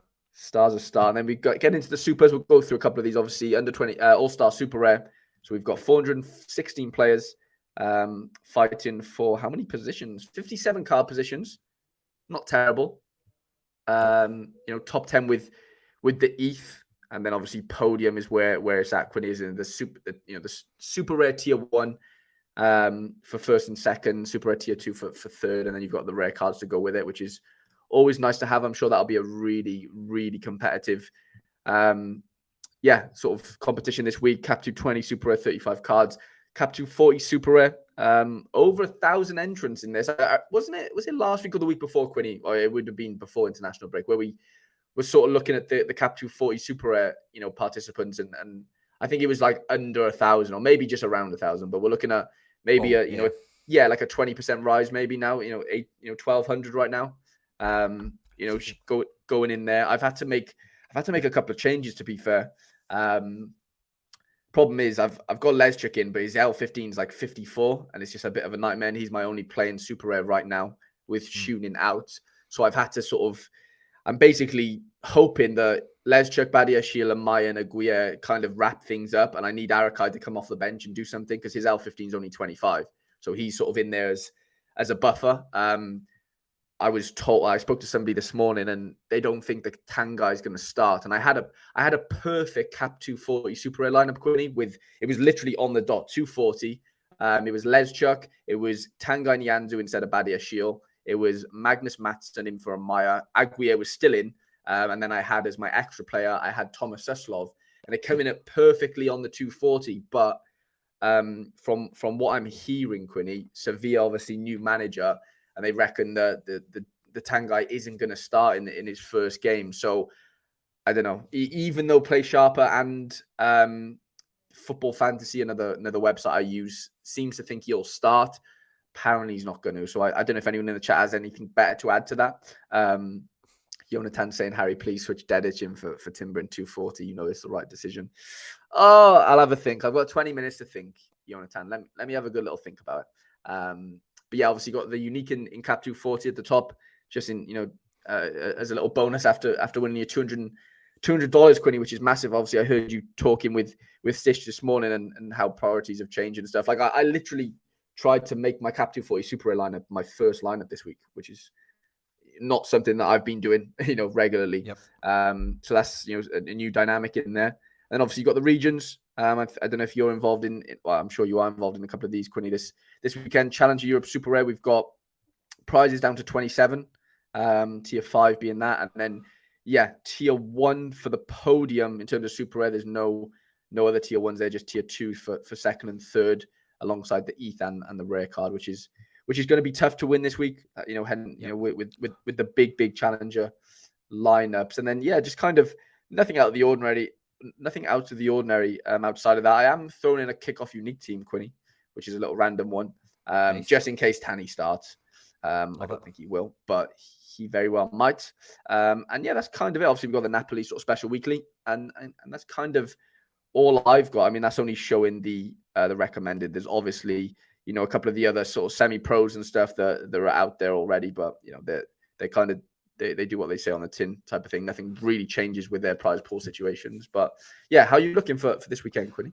Well, we've got the Celtic press conference out, and I've had my phone popping off, so thanks very much for holding the wheel for me, Harry, so I can keep up to date with everything. But this is the Play Sharper team here. I would go along with this predicted 11 right now, except for Turnbull. I think Iwata will start over Turnbull, and I think this Maeda's on at 60%, with Haksabanovic at 40. I think I would just about agree with that as well. It is 60-40, but between those two, I think the rest of this team is nailed on, but to start otherwise I'd go Turnbull out for Iwata, personally. But we'll see. So that kind of controls a lot of my game week, Harry, as you might imagine. And I've just done some last minute kind of wee swap arounds, putting Maeda in a bit of a better team. My big fancy team, I'm probably going to go with All-Star Super Rare. You obviously caught a bit of the End Product podcast, and I was kind of deliberating some different moves or whatever, but I think it's such a good game. Celtic should batter them, and I was tempted to even maybe even sling Maeda into this, just go full Celtic on it, but I think Vega at home to Almeria is a very good fixture for him. He did leave the Spain camp, like he got taken into Spain under 21 camp and then get sent home, but I think it was very much the same situation we've seen with a few international players where they go to the camp and get assessed and then get sent home kind of thing. So he's on, let me just double check, but I'm pretty sure he's on Play Sharper, predicted to start, if this is actually going to work for me. So I think I'm going I think he's quite 80 plus capable, whereas somebody like Maeda, and this is maybe something you just want to think about with your Celtic cards, they're not always 90-minute capable. And that can, if they're on the pitch at the right time, that's cool, but it's not always the way it works out. So a wee bit of a, not totally hitching my trailer to Celtic in that sense. So we'll get Vega in there as a captain. But this, Harry, this is an FC Barcelona team for the ages. I've got all these guys at max level, basically. We've got All-Star Rare. I'm going for number one with a team like this. I'm going All Black. I'm going Guardiola at home to Mainz. Wirtz is playing Schalke. Jota, obviously, in the Ross County fixture. And Ferran Torres is 90% on to play that Elche game. And he's on a 10% multiplier for me as well. So I fancy all of them to break 80s this week. And I think when I seen those five together, I was like, I cannot make a Rare Pro team and take two of these guys out for supers. I need to get these five together as some rares. So quite excited for that. Bit of an NYC Celtic St. Patrick's Day theme, leftovers for the Cap 270. Bit of a Celtic spine with Taylor and Hart. NYC, Sante and Tallis, and then Kyogo, just because he's probably going to get a hat-trick this week if you listen to any of my Celtic content this week. Cap 240, I think this is my one that I'm bang on the 240 score. So I've got Sean Johnson in goals at home at Charlotte. Good game. Scales should start, probably will, against St Johnstone away. James Ward-Prowse away to West Ham. Bio away to Westerlo, and then Snodgrass away to Kelly. So, decent team. Should rack out the 50 quid for us or whatever. And then same as you with Tanny. I'm not holding my breath on this, but if Tanny plays, then I've got a team, like an under 23 rare, which I never really compete in with any real purpose. So don't really care how that does, to be quite honest. Cap 240, I've went a bit stronger. I've got Giacomakis in here to make sure I get a decisive or two, because I think you need those two decisives. Good goalkeeper and defender with Marshall and Scales, and then I'm looking at Leggett and Snodgrass to do a good 8-8 and one of them pick up the decisive. And if we smash all across the board, which I think that team has got high AA caliber potential, then maybe I get something fun and exciting on top of that as well, Harry. And then my teams, we weren't loading. Rare Pro, I've got Tony in a team. I've seen Tony, he's doing his own Road to Glory series, Harry, and he's getting pretty tempted to pick himself. So Tony must know a goal's coming. He can smell it. A goal's coming in his makeup. So I thought I'd better get Tony in a team, and I managed to make a full Scottish team. An All-Star Rare Pro. So Marshall in goals, Robbo playing Man City, not a great game. Gold playing in a Canadian derby, but we'll give him the armband and hope the big player turns up in the big match. Super rare Tony Watt, and then super rare Super John McGinn. So not holding my breath on it, but if Tony scores and the rest of the guys have a good time, that could be a fun team to win something. That's kind of how I feel about it. And then I think the Road to Glory team was the next one up, but this screen is kind of glitching on me. Sorry, guys. It should, 2 seconds, I'll just hit a wee refresh on it and see if that catches us better. But yeah, Road to Glory, I think the optimal play is into Cap 240. Because we've got Tony up front, we've got Kostic in a good game, we've got Was, huge AA monster. Ferro's L15 is still really cheap, and he's a monster, as we know. And Etienne Vassin, as we know, bleeds 50. So this team could actually win something for the Road to Glory, and that's the purpose of it. It wins stuff for me to give away to you. So let's cheer Tony on properly, and let's cheer the rest of this team on, for the Road to Glory. And there's it glitching on me again. Jesus blooming Christ. I might stop opening the teams up now if it's going to keep doing that. But yeah, so a couple of teams I'm quite excited about, and then some drafts and whatever. This is probably the next team I'm quite excited about, and that's Cap 270, where we're going to look to try and win some supers, maybe try and go high. Dyson Maeda gets shuffled into here over Marcos Llorente, so I've got 2 bits of firepower up front in this team with Enes Unal away to Bilbao, who's on penalties and stuff in good form. Maeda should play in good form, good team, obviously. And then it's that ever-present FC Barcelona La Liga spine of David Soria, Pablo Maffeo, and Brais Mendes in support. So feels like a strong 270 team, and if they all start, which they should and they will, and they all play okay, then again, I can be quite optimistic for my game week, Harry. So that's kind of everything that I'm rumbling and rolling with, to be quite honest with you. Just need to get my new camera on this page, sorry. But yeah, buzzing for it. Where's my bloody camera went? There we go. Oh, I can't hear you, Harry. For some reason. Oh, yeah, sorry. Yeah, I had my mic on mute, sorry. That's okay, got you now. The goal for me this weekend is to compete in both caps, to be honest. Obviously, with Costa not being present, and obviously Tani as well being questionable, it kind of comes down to, I've got a cap 240, rare lineup that I'm interested in obviously winning my first threshold with. I have swapped out Timber for Dedic, so Jonathan, you will be a happy boy now. So that's happened. Chris Brady, Dedic, Enzo Fernandez, Kulusevski, and Mickey Dooland in for us there. And then the other team that we're sort of rooting for is the Cap 240 Super Rare team, which is a weird team now that this has been updated in the last half an hour because of the Tanguy situation. Arakai, I'm going to need him to come off the bench and do something for us big time. And then, the only main lineup I have really this weekend in terms of, outside of cap modes is my under 23 Rare Pro. 2 massive fixtures for my forwards, and I'm just praying that my super rares can get to 60-70 points with just AA, and obviously the super rare bonus on top of that. And we need a big Bart Verbruggen clean sheet, ideally away to Open. So that's kind of where I'm at this weekend, Quinny. Yeah, so plenty on, man. I think there'll be plenty to watch. We've got a lot of neutral football to enjoy with the games we previewed early on.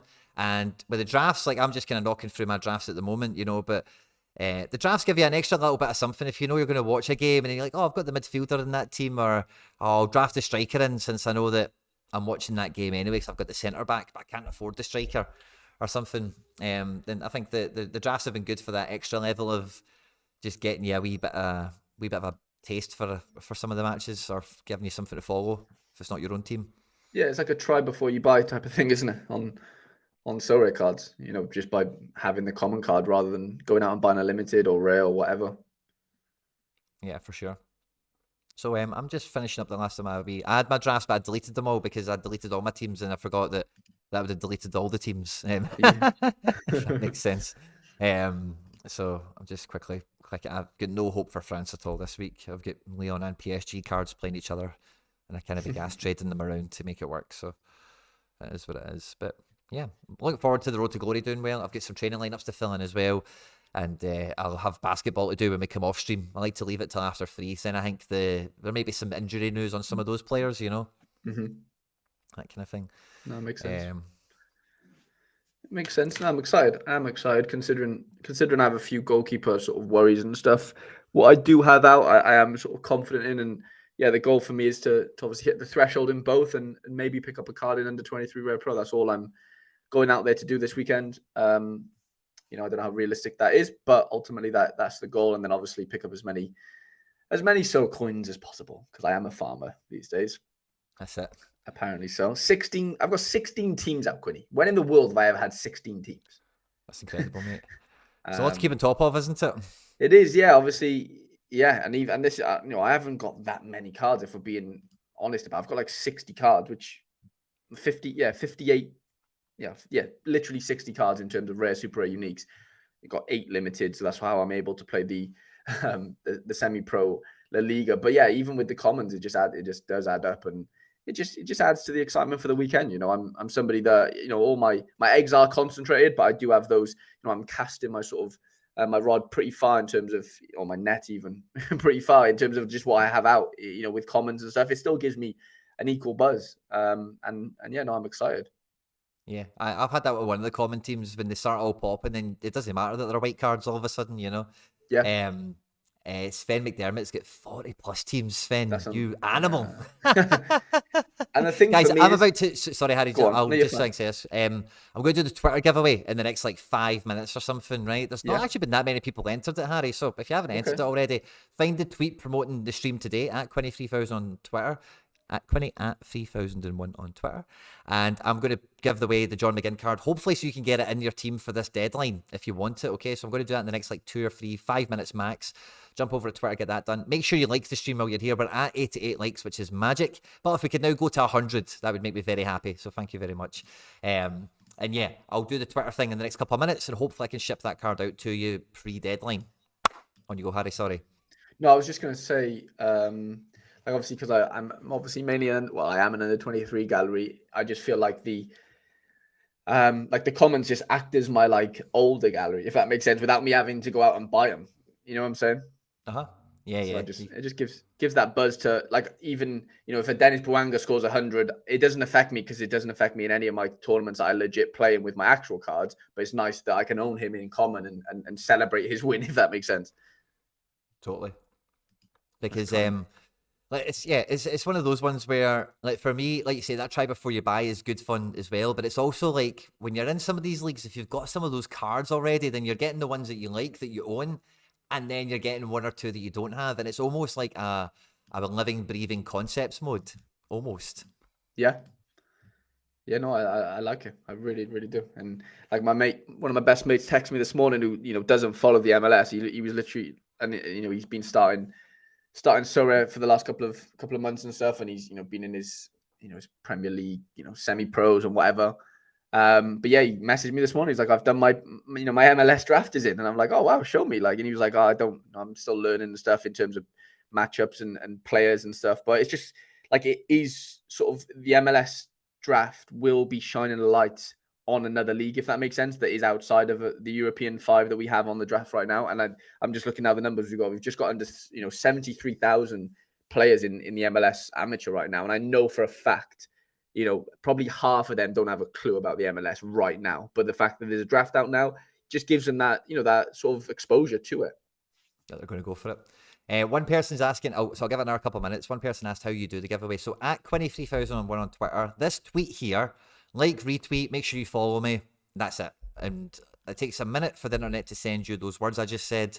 It'll then take you a minute or two to do that. So the real time at the moment is 14:45. I'm going to draw this at 14:48. That's your deadline. Okay, so you have 3 minutes now. Okay, and then we'll get it rocking and rolling. Perfect. Copy link to tweet, and then yeah, I'll sit and wait for my wee mental buzzer to go off, Harry.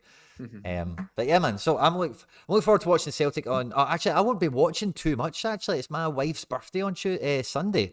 Oh, so no way. Yeah, so I may be able to watch some of the stuff that's on tomorrow. It just depends how much of it can be and will be classified as work. So might see something tomorrow, but yeah, so we're away down to Galloway Forest, going to see some stars and got some hot tubs and all that fun stuff lined up. Oh, amazing. Love that. It's only for a day, it's just me and her. We've got kids to sort out and kids at school and all that fun stuff. Grannies are on duty to take them on the school run and all that fun stuff, but I'm looking forward to it. But the Celtic game and all my Sunday football, Harry, so I've got Bologna playing Udinese. See that big team? They all play Sunday. Bologna, Udinese is 11:30 a.m. Celtic is like early afternoon. And then Gabri Vega is like 1 o'clock in the afternoon. So by the time I check in at like 3 o'clock, so by the time we check into this little place, my big team will be fully done, if you know what I mean. And then I'll just be sitting staring at a leaderboard in a hot tub like that all weekend. Doesn't sound like a bad setting to me to be checking Sorare lineups. Less than a minute to go, guys, and then we'll pull this out. I'm making my long-awaited 11-a-side football debut tomorrow. Well, debut? Well, not debut, but return. Return. Yeah, haven't played 11-a-side in Wales anyway for a long time. Since moving to America, basically. So it's gonna be wet. It's gonna be windy. But yeah, no, I am excited for it, to be honest. You've got a home game, so I'm buzzing for that. Hopefully, I can get a few DAs on or under my belt. And yeah, no, it should be fun. Big time. Hendo's in the live chat saying Matt O'Reilly 100 incoming. I hope there's so many Celtic 100s this week and they just all fall for my guys. That would be amazing. That would be. Right, we've got the draw, Harry. Right, so 1448. Let's get the Twitter data. 75 entrants. 73. Ooh, 73. Just double checking you liked and retweeted and you follow me. Sorry, guys. But I think we've got it all. Still doing some wee jiggles here. Right, let's hit the start button. We're ready to go. Who's going to win Super John McGinn? Let's hope it's somebody we know. Sorare Bean. Congratulations, my man. You are the winner of Super Rare John. Super John McGinn Unlimited. Not my Super Rare John McGinn. You will not be winning that. I'm sending you a message right now on Twitter, buddy, saying McGinn with exclamation marks. I need you to respond with your Sorare team as quick as you can. I think it's actually in your bio, so I'm just going to go and try and get that. I just need you to confirm it, obviously, but it looks like no. I'm not sure that is your Sorare team name, your bio thing. Oh, that is. Yeah, it is. Oh, cool. It looks to be the exact same icon. It's the same Twitter handle. Wicked. So I'm just gonna go and kind of load this up, and then I just need a wee and make sure it's the gold McGinn, not the blue one, the gold one. And yeah, Bean, legend, you're the best. Thanks very much, my man. You're the best. Thanks very much for participating in the giveaway. And I think Bean, I've got you. That's the exact same everything. It must be you. John McGinn is sending his way through Web3 and cyberspace to your wallet. And Harry, you're going to love this. Look at this guy's Hall of Fame. Nico Williams, Joseph Rodon, Aaron Ramsey, Joe Allen, Gareth Bale. He has to be a Welshman. Sorare Bean. He has to be. There's no way a Sorare player is going to have all them in their Hall of Fame if they're not Welsh. I'm sorry. Agreed. So congratulations, mate. Yeah, massive. Huge. Really, Cheers to really the content, big. Josh. Good luck to everyone, guys. We'll be seeing here for the deadline. Deadline's in another 11 minutes or so, but I think I'm kind of at that point, Harry, where I've kind of got my teams out there. Did the last minute adjustments. I'm going to have another little look or so over them. Don't get me wrong, but we've previewed the teams. I caught a last minute thing as well. The live chat told me Ryan Gold was 60% on. Yeah. So I swapped him out for Johnny Russell, who wasn't going to make a team this week. So the last minute alterations have might come in clutch for me, putting my edit up the pecking order and then the gold catch. So some good deadline action, which I love. Yeah, no, it's all part of it, isn't it? It's all part of the Sorare sort of line of building and awaiting the deadline experience. And yeah, sometimes it goes for you, sometimes it doesn't. But that's why we keep coming back, isn't it? To try and crack the code and get a good game week under our belts. Big time. And now that the McGinn and the McTominay have been given away, Harry, the Road to Glory team now has 10 cards or less. So the Road to Glory can now play semi-pro MLS with the Talis Magno. So there we go. Thanks God we got the giveaway done before the deadline. And we've got another little team out there for the Road to Glory. Absolutely loving it. Yeah, I love that. I love that. So loving it. So it's the same team, but I've got a Magno Common and a Magno Limited. So it's the same team that I'd play anyway, but Magno's super powered. Yeah. So 1 week decisive for him, and I think we're cooking. But aye, buzzing for it, guys. Let me know what leagues, what games you're targeting, you're watching this week. In terms of the big matches we previewed at the top of the show, Bayern v Dortmund, City Liverpool, Napoli AC, Man U versus Newcastle. Like, what game are you drawn into? What game actually do you have cards in? What game are you going to watch? What are you most excited about? Let us know as we get towards the deadline. 9 minutes away, guys. And I'm not holding my breath yet, Harry. 9 minutes to go. Press conferences are coming out all the time.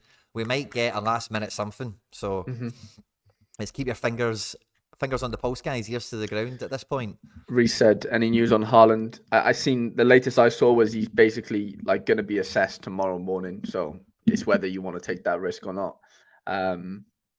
Yeah, with him. Not for me. Yeah, not for me either. I wonder if Play Sharper's got all the Colombian games on it and stuff now, does it? Everything's loaded up. Do they have, like... I've got that Quintero guy for the Road to Glory, and I'm just wondering if he's actually... Oh, he's been DNPing, and I'm just trying to figure he's injured right now. Oh, is he? Yeah, I think. Yeah. Primerity. Yeah, I think it is Colombia they play in, isn't it? Yeah.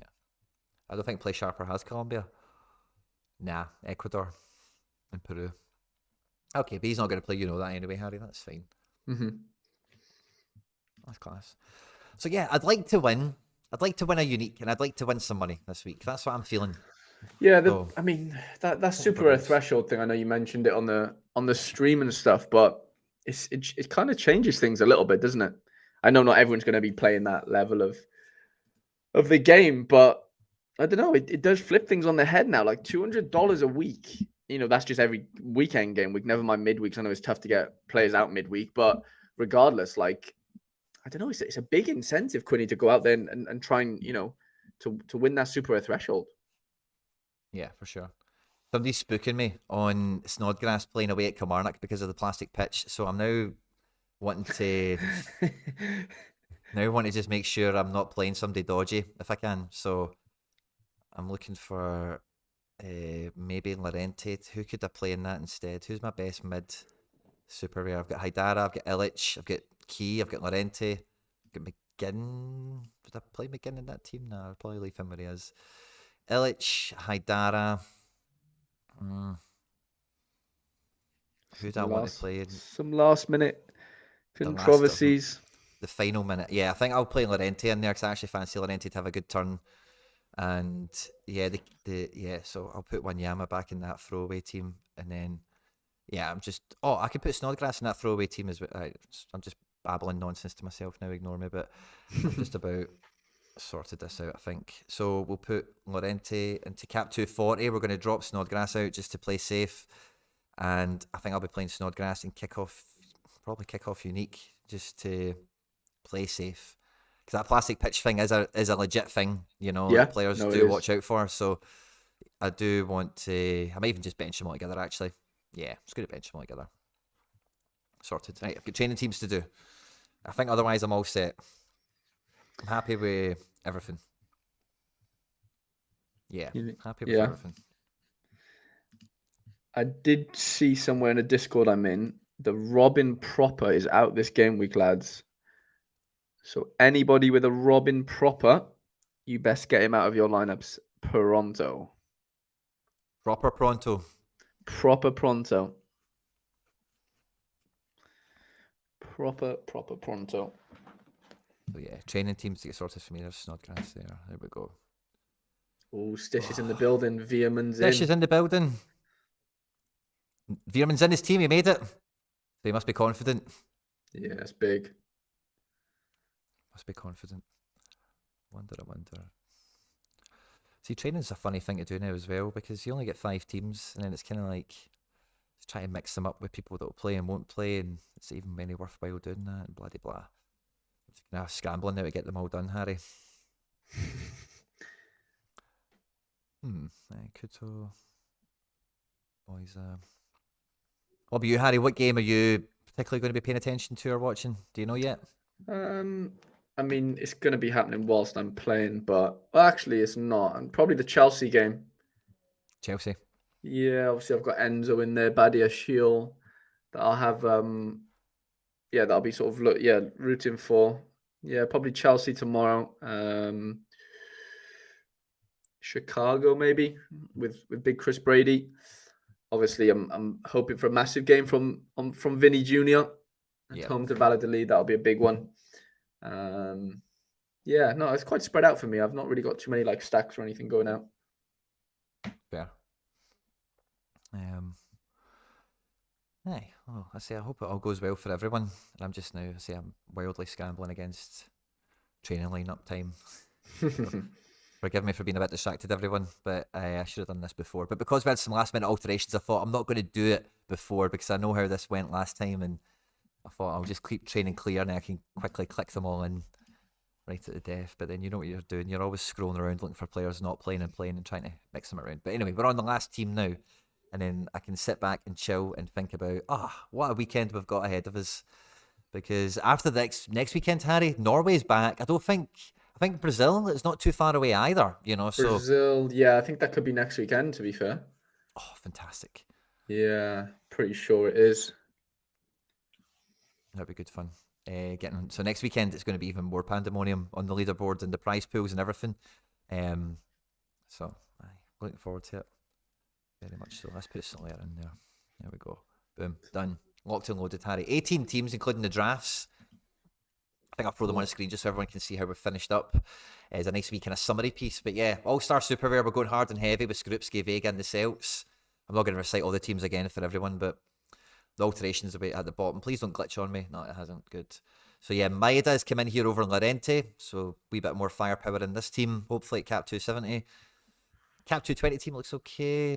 Johnny Russell comes in to take the captain's armband for gold in this Scottish All-Star Rare Pro team, which is fun.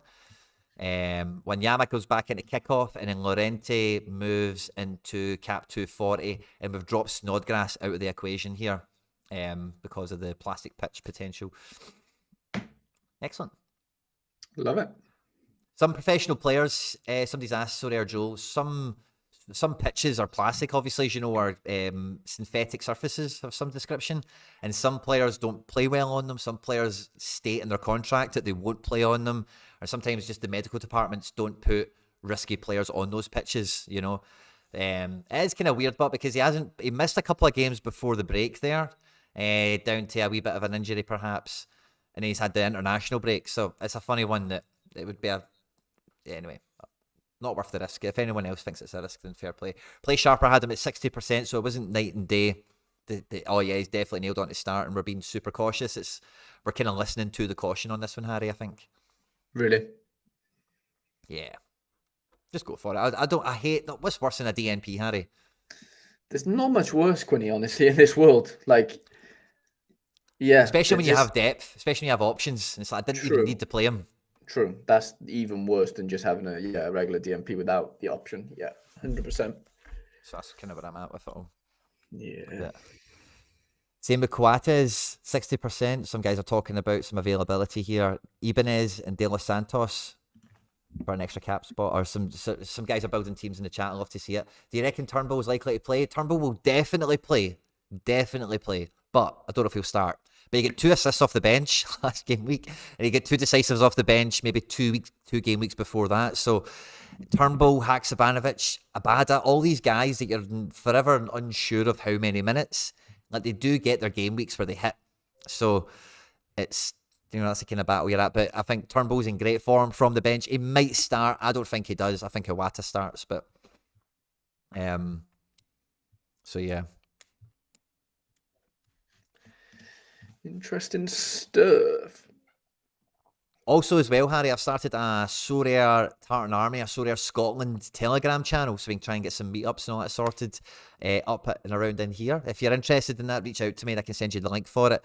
I've been trying to pop that around some people that responded well to the tweet I did about it about a month ago or something. Yeah. So if you interacted on that tweet, that's why you got a message, basically, and thank you for doing that. And again, if you've received that message, like I said in the message I sent to you, feel free to pass it on. Anyone that's up in Scotland playing Sorare, let's get them on it. And then when we're planning meetups, everyone can then say where's handy and where they want to go and what days work, and we can organise it. So everyone is up for it, can make it, kind of thing. Rewards Jack G will come out about 7 p.m. UK time tonight. And that's it, Quinny. We are over the deadline. We are locked in, guys. Love to see it. We are all locked and loaded. Love it. All the teams are locked in, and here we go. Here we go, lads. It's done. No more contemplations. It's just relax and enjoy the DMPs rolling. That's it, man. I've had a great time, Harry boy. Thanks a lot for joining me. Yeah, it's been fun. Really enjoyed it. I enjoyed us going, quite in depth on some of the games, and obviously, giving a good little overview of the, Premier League, MLS, and so on and so forth. No, it's been fun. For everyone that's here, what we're trying to do is slice out some of these segments of the stream so they go out to anyone as a video. If you see it going out, even if you've watched it already, do us a favour and drop a wee like and a comment or something. Helps us out, and we do appreciate it very much so. We wish the best of luck, of course, to all you guys out there this game week. Thanks very much for joining us on the stream today. The end product podcast will be edited. We had a bit of a glitch, so it'll take a wee while to edit, a wee bit longer than usual, but it'll be edited and out on the YouTube channel today in a couple hours or something, so stay tuned for that. There's a Celtic podcast on the Celts Are Here that went out yesterday with me and Ryan McGinley, which was very exciting, and the Celtic Supporters Club for Sorare, the CSC, that's all launched this week as well. So plenty of content here, there, and everywhere to check out. And Harry's channel is popping off like mad now as well, with Road to Glory content, budget builder content, all sorts of other stuff as well. Harry boy, if you get anything planned over the weekend, is your content out for the now? Yeah, no, nothing going out over the weekend. To be fair, I'll get a gallery builder up next week with another guest. But yeah, no, nothing crazy. I think next week actually there might be a live looking up with Laird. Ooh. So that might be on the cards next week. We did miss this week. Laird was very busy this week. So and Sam was ill, to be fair. So yeah, we didn't make an episode, but yeah, big episode next week for episode 20. So that'll be an interesting one if we can get that logistically over the line, which I'm sure we will. And yeah, well, I'll look forward to that, mate. Have a good weekend and see you all soon, guys. Yeah, all the best, lads.